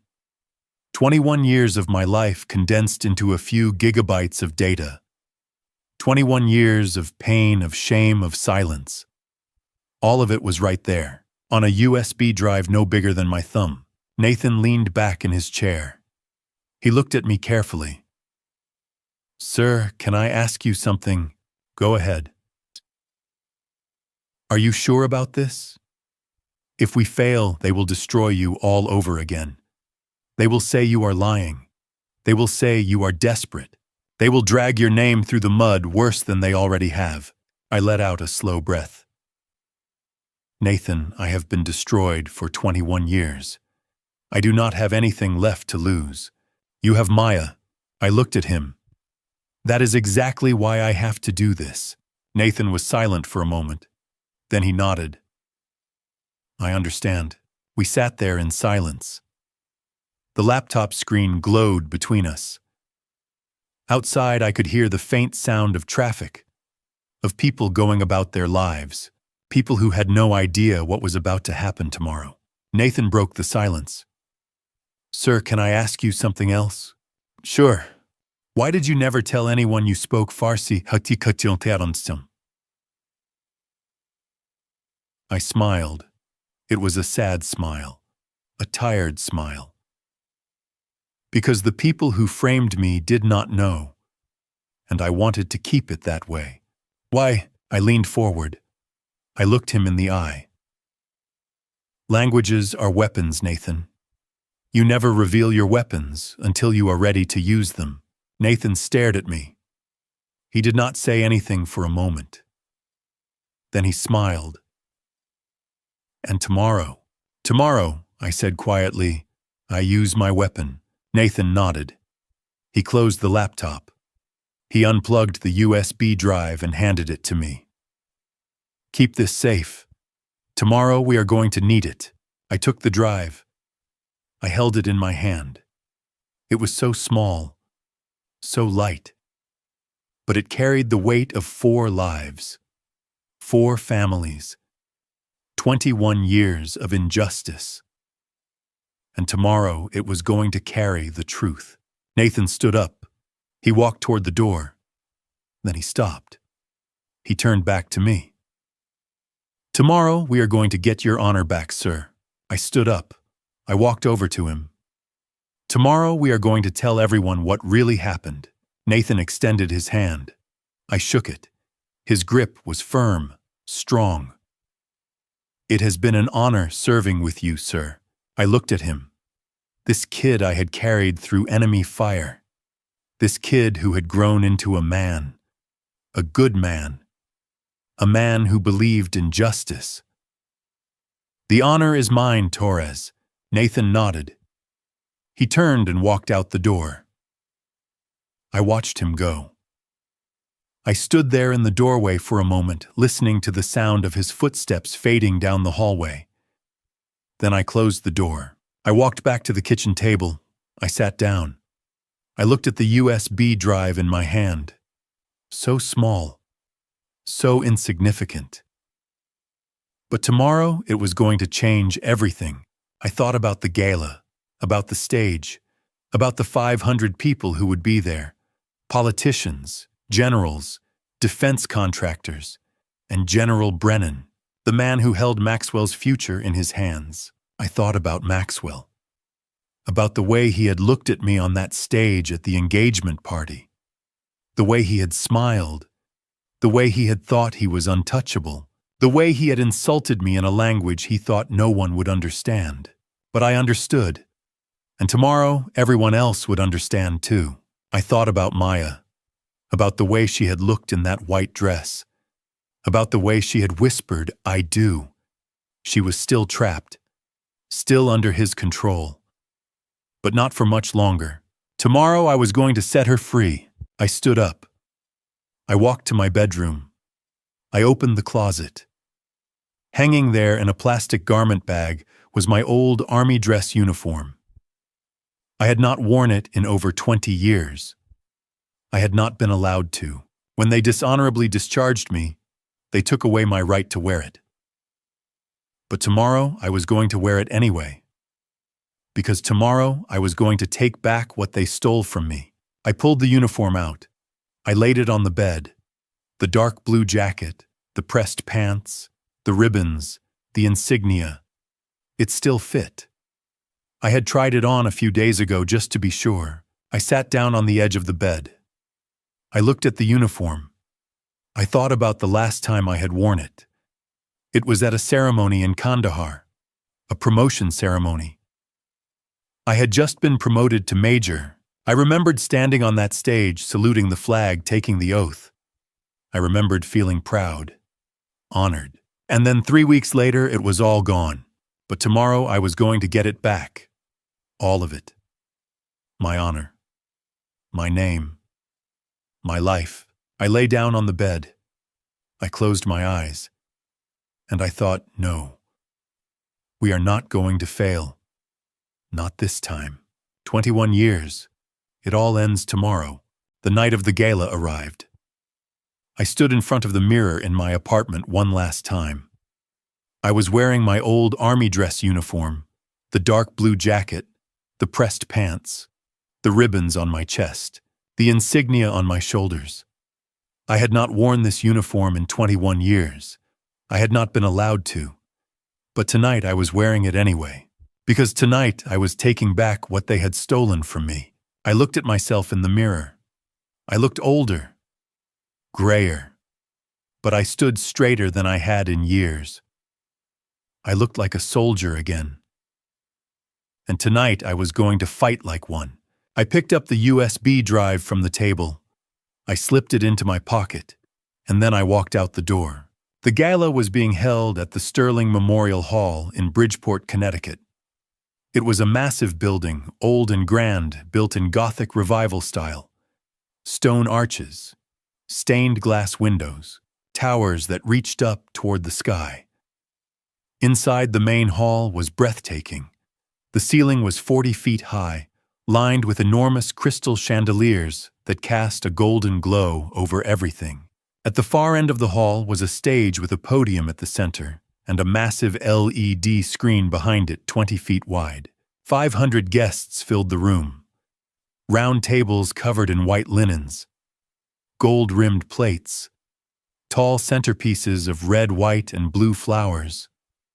Everyone was dressed in their finest. Tuxedos, evening gowns, military dress uniforms covered in medals and ribbons. These were generals, politicians, defense contractors, journalists, the most powerful people in the country. And they were all here to celebrate Maxwell Sterling. I scanned the room. Table 1 was at the front, right by the stage. Lieutenant General Marcus Brennan sat there ramrod straight in his uniform, 3 stars on his shoulders. Beside him sat Richard and Eleanor Sterling. Maxwell sat at the head of the table in a Brioni suit, and beside him in a pale blue dress was Maya. She looked beautiful, but she looked tired, exhausted. Table 20 was at the back.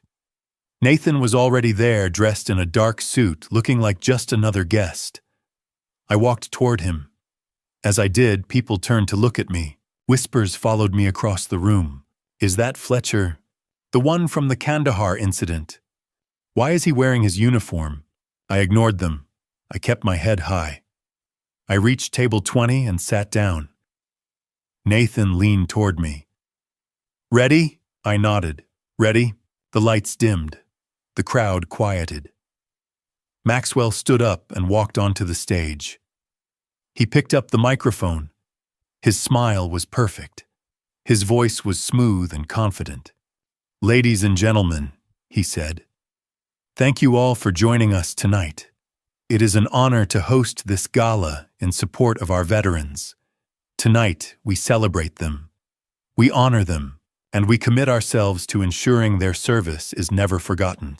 The crowd applauded. I clenched my fists under the table. "Hypocrite," Maxwell continued. "Sterling Defense has always been committed to supporting our military, and tonight I am proud to announce a major step forward in that mission." He gestured toward the table one. "General Marcus Brennan, a true American hero. Tonight, General Brennan and I are finalizing a partnership, a $480 million investment from the Global Defense Investment Fund into Sterling Defense. Together, we will build the future of American defense." The crowd erupted in applause. Brennan stood and nodded. He did not smile, but he looked proud, confident. I looked at Nathan. "That is the money we need to stop." Nathan nodded. "If Brennan pulls that investment, Sterling Defense collapses." Maxwell stepped aside. The lights shifted. General Brennan walked onto the stage. He was 70 years old, but he moved like a man half his age. His uniform was immaculate. Ribbons covered his chest. 3 silver stars gleamed on his shoulders. He picked up the microphone. "Good evening," he said. His voice was deep, commanding. "I have served this country for 35 years. I have seen heroes, and I have seen cowards. I have seen men who would give everything for their brothers. And I have seen men who would sell them out for profit." The room was silent. Everyone was listening. Brennan continued. "Tonight I am proud to partner with Sterling Defense, a company that has supported our military for over 2 decades. Together we will ensure that our soldiers have the tools they need to protect this nation." He paused. He looked out over the crowd. "And let me be clear, I do not give my trust lightly. I have vetted this company. I have vetted its leadership. And I believe in what they are doing." The crowd applauded again. Brennan handed the microphone back and returned to his seat. Maxwell stood up and walked back onto the stage. He picked up the microphone again. "Thank you, General Brennan," he said. "And now, before we continue, I want to take a moment to honor someone very special, a veteran who is here with us tonight." The crowd quieted. Maxwell looked out over the room. His eyes scanned the tables, and then they landed on me. "Mr. Howard Fletcher." The room went silent. Heads turned. People whispered. I felt every eye in the room on me. Nathan leaned over. "Here we go." I stood up. My legs were steady. My hands were steady. I looked at Maxwell. He was smiling, that same perfect smile. He thought he was about to humiliate me again. He thought I was going to stand there and take it. But he was wrong. I walked toward the stage. 500 people watched me. The room was so quiet I could hear my own footsteps. I climbed the steps. I stood beside Maxwell. The lights were blinding. I looked out at the crowd, at the generals, at the politicians, at the journalists, at General Brennan sitting at table 1 watching me with those sharp, evaluating eyes. And then I looked at Maxwell. He handed me the microphone. His smile never wavered. He leaned toward me and whispered just loud enough for me to hear. "Welcome back, Mr. Fletcher. Let us see if you have anything to say this time." I took the microphone. I looked out at the crowd, and I spoke. "Imagine you were standing on that stage facing the man who destroyed your life 21 years ago. What would you do? Would you stay silent, or would you speak? Share your thoughts in the comments below, and make sure to subscribe so you do not miss how this ends. One more thing, the next part contains dramatized elements that may not reflect exact events. If you prefer to stop here, feel free to close the video now. I walked onto the stage. 500 pairs of eyes followed me. The lights were blinding, but I could feel their curiosity, their judgment, their confusion. Who was this old man in uniform? Maxwell stood beside me, smiling that perfect smile. He pulled out a cheap plastic plaque and held it up. "Mr. Fletcher," he said into the microphone, his voice smooth and condescending, "I want to present you with this small token of appreciation for your service." Quiet laughter rippled through the crowd. They knew this was humiliation disguised as honor. I took the plaque. It was lighter than the cheap watch he'd given me at the engagement party. It meant even less. "Thank you," I said quietly. Maxwell leaned close, the microphone angled away. Then he spoke in Farsi, quiet and arrogant. "An old man nobody respects." He paused. "Your daughter is my property." The crowd smiled and clapped politely, thinking this was a touching moment. But it wasn't. It was an insult. Maxwell thought no one would ever know, but someone did. At table 1, General Marcus Brennan sat up straighter. His jaw tightened. His eyes locked on Maxwell. I saw his lips move, repeating the words. He understood. He spoke Farsi. He had heard everything. Maxwell straightened up and turned back to the crowd, still smiling. He thought he had won. He started walking away from me. But I wasn't done. I stood there for 3 seconds. Silent. Still. Then I spoke in Farsi, loud and clear, into the microphone. "I understand your language, and I understand the truth." Maxwell froze. His shoulders went rigid.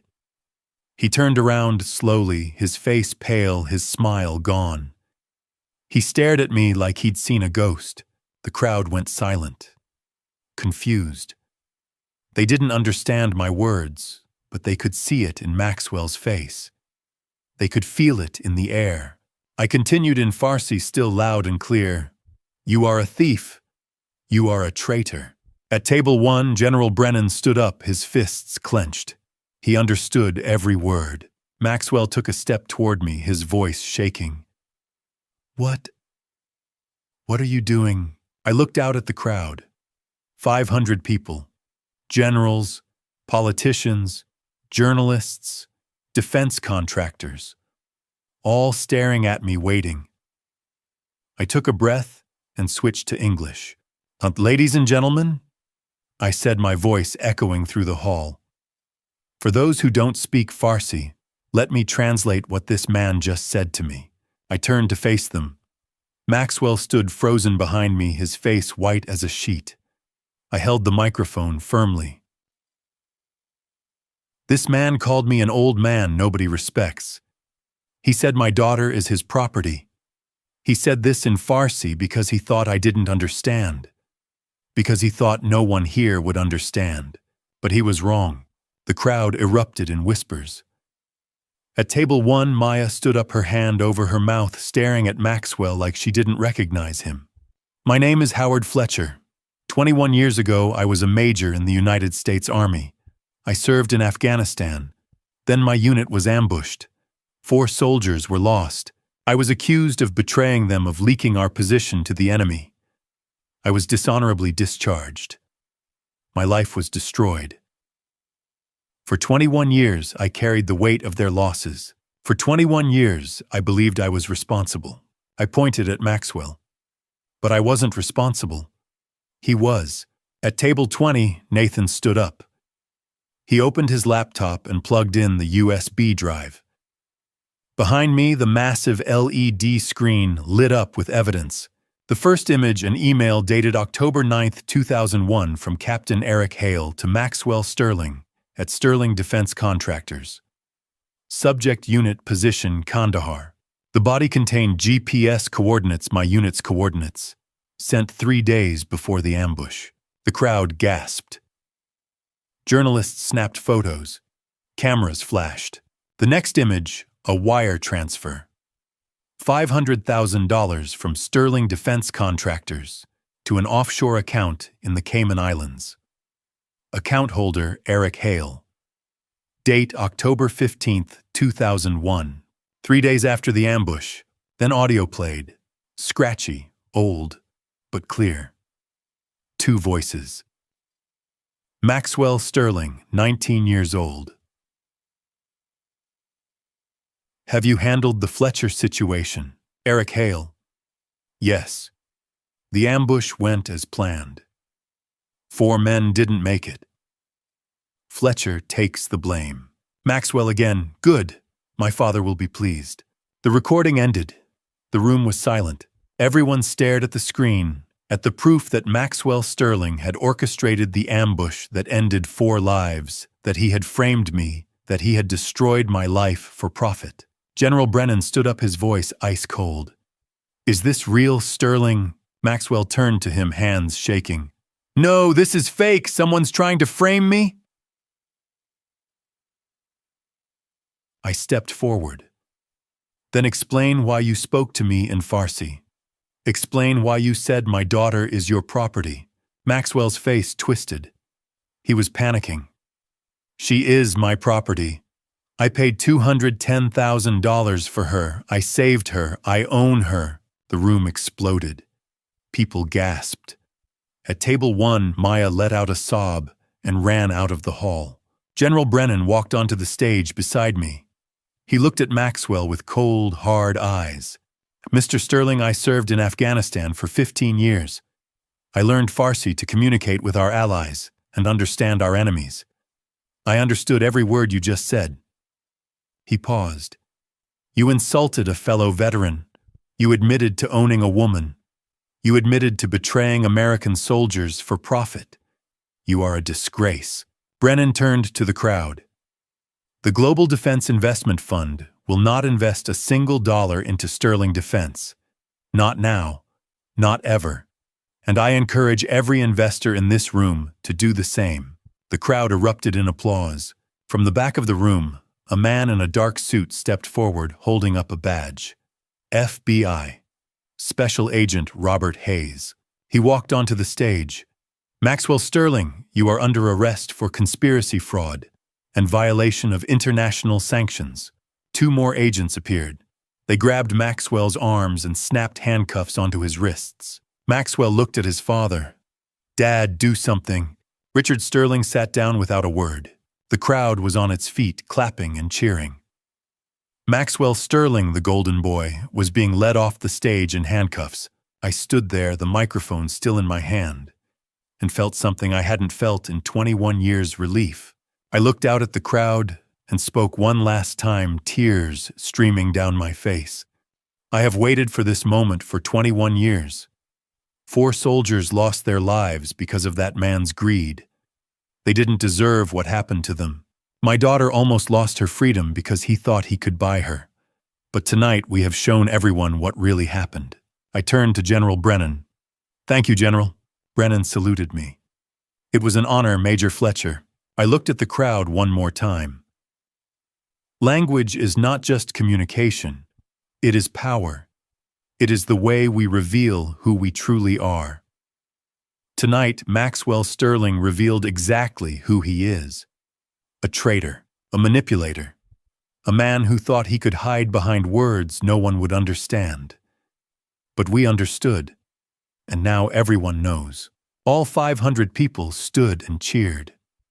For the first time in 21 years, I felt like a soldier again. 5 days after the gala, I received a phone call. It was early morning. I was sitting in my apartment drinking coffee, staring at the wall I'd stared at for 21 years. But everything was different now. Maxwell was in jail. The FBI had arrested him and Eric Hale. The news had covered the story for 3 days straight. For the first time in 21 years, people were saying I had been telling the truth all along. The phone rang. I picked it up. To Major Fletcher. This is General Martinez, Director of the United States Army Criminal Investigation Division. We need you to come to the Pentagon. I sat up straighter. Yes, sir. Tomorrow, 1000 hours. I will send a car. The next day, a black sedan picked me up. The driver drove me through Newark onto the highway, down through Maryland, and into Washington, D.C. I hadn't been to the Pentagon in over 2 decades. When they dishonorably discharged me, they took away my clearance, my access, everything. But now I was going back. I walked through security down the long corridors I had once walked as a young officer. I reached the office. Inside, General Martinez stood up, 4 stars on his shoulders. He saluted me. I froze. I hadn't been saluted in 21 years. Instinct took over. I saluted back. "Sure," I said. "I am not. I was dishonorably discharged." Martinez gestured to a chair. "Sit down, Major." He folded his hands on the desk and looked at me with serious eyes.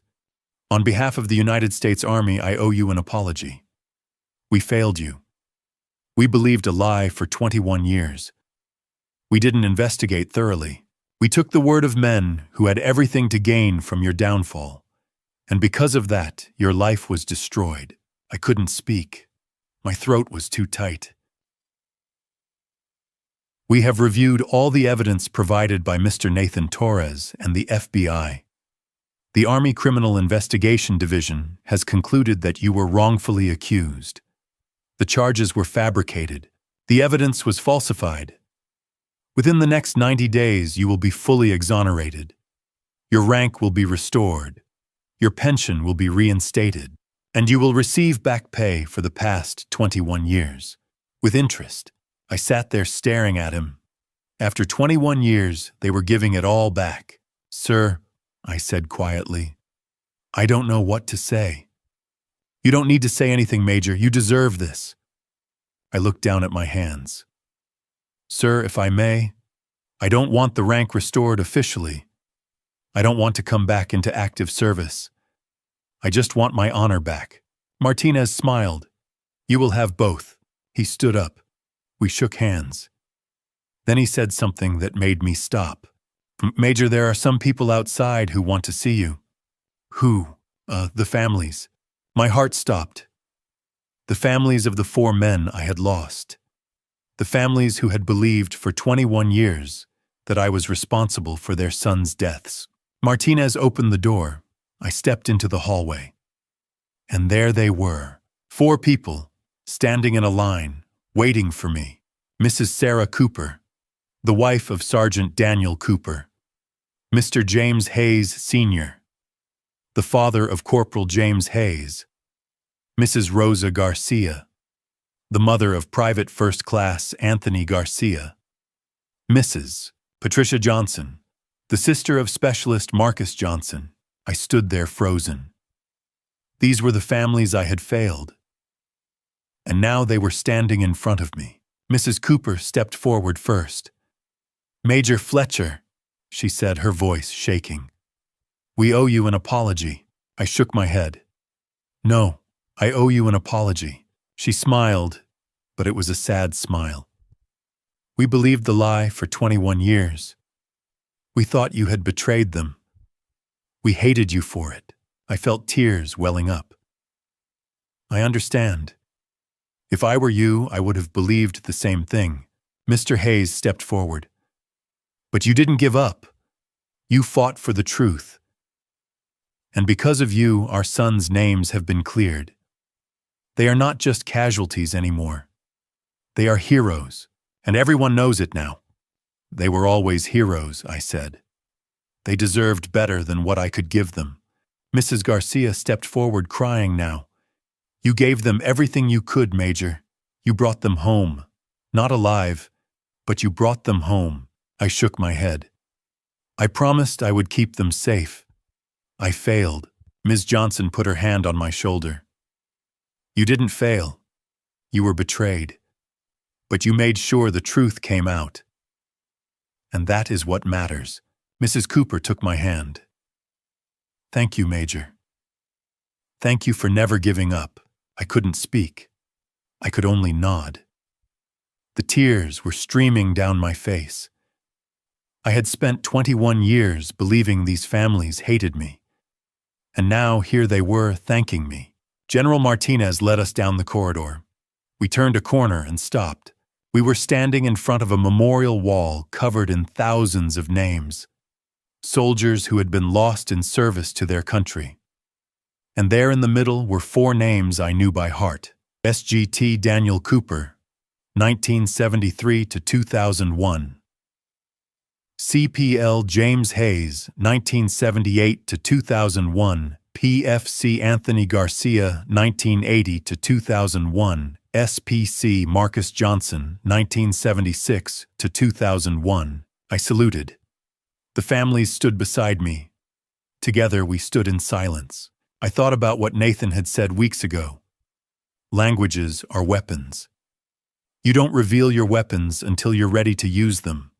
I had waited 21 years to use mine, but now I realized something else. Language wasn't just a weapon. It was also a voice, a way to speak for those who couldn't speak for themselves. I looked at the names on the wall and spoke quietly. The dead cannot speak, but we the living can speak for them, and that is our duty. The 4 families nodded. Mrs. Cooper squeezed my shoulder. Thank you, Major. Thank you for speaking for them. We stood there for a long time. 5 people. United by loss. United by grief. United by the truth. And for the first time in 21 years, I felt like I had kept my promise. I had brought them home. Not in the way I had wanted, but I had brought them home. 2 years after the gala, I stood in front of a classroom at the Defense Language Institute in Monterey, California. I was 62 years old, and for the first time in 23 years, I felt like I had finally come home. The official exoneration came in July 2022, 90 days after the gala, exactly as General Martinez had promised. My rank was restored. Major, United States Army, retired. My pension was reinstated, $68,000 a year, and I received back pay, $1.4 million, 21 years of salary with interest. But I didn't want to go back into active service. I was 60 years old. I was not a soldier anymore. I was just a man who wanted his honor back, and they gave it to me. I used the money to buy a small house in Vermont, $320,000. 2 bedrooms, a porch, a view of the mountains. It was quiet, peaceful, and close to Maya. That was all I needed. I also started working as a part-time consultant for the Defense Language Institute. They asked me to teach Farsi to help train the next generation of military linguists. I said yes. I taught online courses and made about $45,000 a year. It was enough, and it gave me purpose. The PTSD was still there. It probably always would be. But I went to therapy twice a week for 2 years, and it helped. I slept better. I had fewer nightmares. I could think about Kandahar without falling apart. I was healing. Slowly, but I was healing. In 2023, I published a memoir. I called it The Language of Truth. Nathan helped me write it. It became a bestseller. People read it and understood what had happened, what it felt like to be betrayed, to lose everything, and then to fight for 21 years to get it back. The book gave me a voice, and it gave the 4 men I had lost a voice too. Now, in 2024, I stood in front of 50 students in uniform. Young men and women who wanted to serve their country, who wanted to learn languages. I taught them Farsi. I taught them Arabic. I taught them that language was not just communication, it was power, it was truth, and it could change the world. Maya was healing too. After the gala, she broke off the engagement immediately. She never spoke to Maxwell again. She went to therapy for 18 months. She worked through the trauma, the manipulation, the control. And slowly she became herself again. The debt was gone. The FBI had seized Maxwell's assets and returned the $210,000 he had used to trap her. She was free, truly free. She went back to work at the VA hospital in Hartford. In 2023, she met someone. His name was Diego Martinez. He was a former Army medic, 32 years old, kind, gentle, nothing like Maxwell. They got married in June 2024, a small ceremony, just family and close friends. I walked her down the aisle. It was the happiest day of my life. They lived in Vermont now, just 10 minutes from my house. I saw them every week. We had dinner together, we talked, we laughed, and for the first time in 23 years, I felt like I had a family again. Nathan was thriving. The FBI gave him a reward of $100,000 for his work on the case. He used it to open his own private investigation firm, Torres Investigations. He specialized in helping veterans who had been wrongfully accused. By 2024, he had helped 47 people clear their names. He was a hero, and he was still my best friend. We wrote the book together. He was listed as co-author, and every month we donated half the royalties to the Veterans Truth Fund that General Brennan had created. Maxwell Sterling was sentenced to 35 years in federal prison. He was fined $500 million. Everything he owned was seized. He was sent to Hazleton, USP, a high-security federal prison in West Virginia. No one visited him. He died in prison in 2032 from a heart attack. He was 47 years old. I didn't go to the funeral. Neither did anyone else. Eric Hale cooperated with the FBI and testified against Maxwell. His sentence was reduced from 30 years to 18. He was released in 2032 and lived under a different name. He died 2 years later, alone. No one knew. No one cared. Richard and Eleanor Sterling lost everything. Richard died of a stroke in 2023. Eleanor lived alone in the old estate. No one visited her either. General Brennan pulled the $480 million investment the night of the gala. He used $50 million to create the Veterans Truth Fund. He asked me to be an honorary advisor. I said yes. By 2024, the fund had helped 23 veterans clear their names. In May 2024, I stood on stage at the Defense Language Institute graduation ceremony. 50 students sat in the audience. Maya and Diego sat in the front row. Nathan was there. General Brennan was there. And I was about to give a speech. I looked out at the crowd. I took a breath. And I spoke. Graduates, I said. Today you are not just linguists. You are protectors of truth. Language is a bridge between cultures.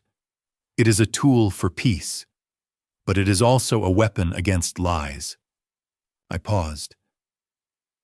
23 years ago, I was accused of betraying my country. I lost everything, but I never lost the truth. And today I stand here because the truth found its way. I looked at Maya, at Nathan, at General Brennan. Justice may be delayed, but truth is never silenced. And that, graduates, is the most powerful language of all. The crowd stood and applauded. Maya was crying. Nathan was smiling. And I felt something I hadn't felt in 23 years, peace. I thought about Cooper, about Hayes, about Garcia, about Johnson. 4 men who never got to see this. But their names were cleared now. Their honor was restored. In 2022, they were posthumously awarded the Bronze Star for Valor. Their families received the medals, and their names were carved into the memorial wall at the Pentagon. Forever, I smiled. I turned back to the graduates, and I walked off the stage into the rest of my life. If you have listened to my story until now, you know that family betrayal is not always obvious. Sometimes it wears a charming smile. Sometimes it pays your debts and calls itself love. That is what Maxwell Sterling did to my daughter. He trapped her with money. He made her believe she had no choice. That is family betrayal in its quietest, cruelest form. I know many grandpa stories talk about heroes who win fast, but I waited 21 years. I learned Farsi in silence. I kept my weapon hidden. And when the moment came, I spoke. Language gave me power. Patience gave me clarity. Nathan gave me brotherhood. And what happened? Maxwell fell. Maya walked free. 4 soldiers got their honor back. This is my grandpa story. It is not like one of those grandpa stories where everything is simple. Some parts are fictional, some are built to teach. If you do not want to hear hard lessons, you can leave now and find something easier. But if you stay, remember this. When you see family betrayal, when you see someone controlling another person through debt or fear or shame, do not stay silent. Do not wait 21 years like I did. Speak up. Fight back. Use whatever power you have. If this story meant something to you, leave a comment below. Share it with someone who needs to hear it. Subscribe so you do not miss the next one. Thank you for listening. And remember, what is right does not stay buried forever. God walks with those who seek what is right.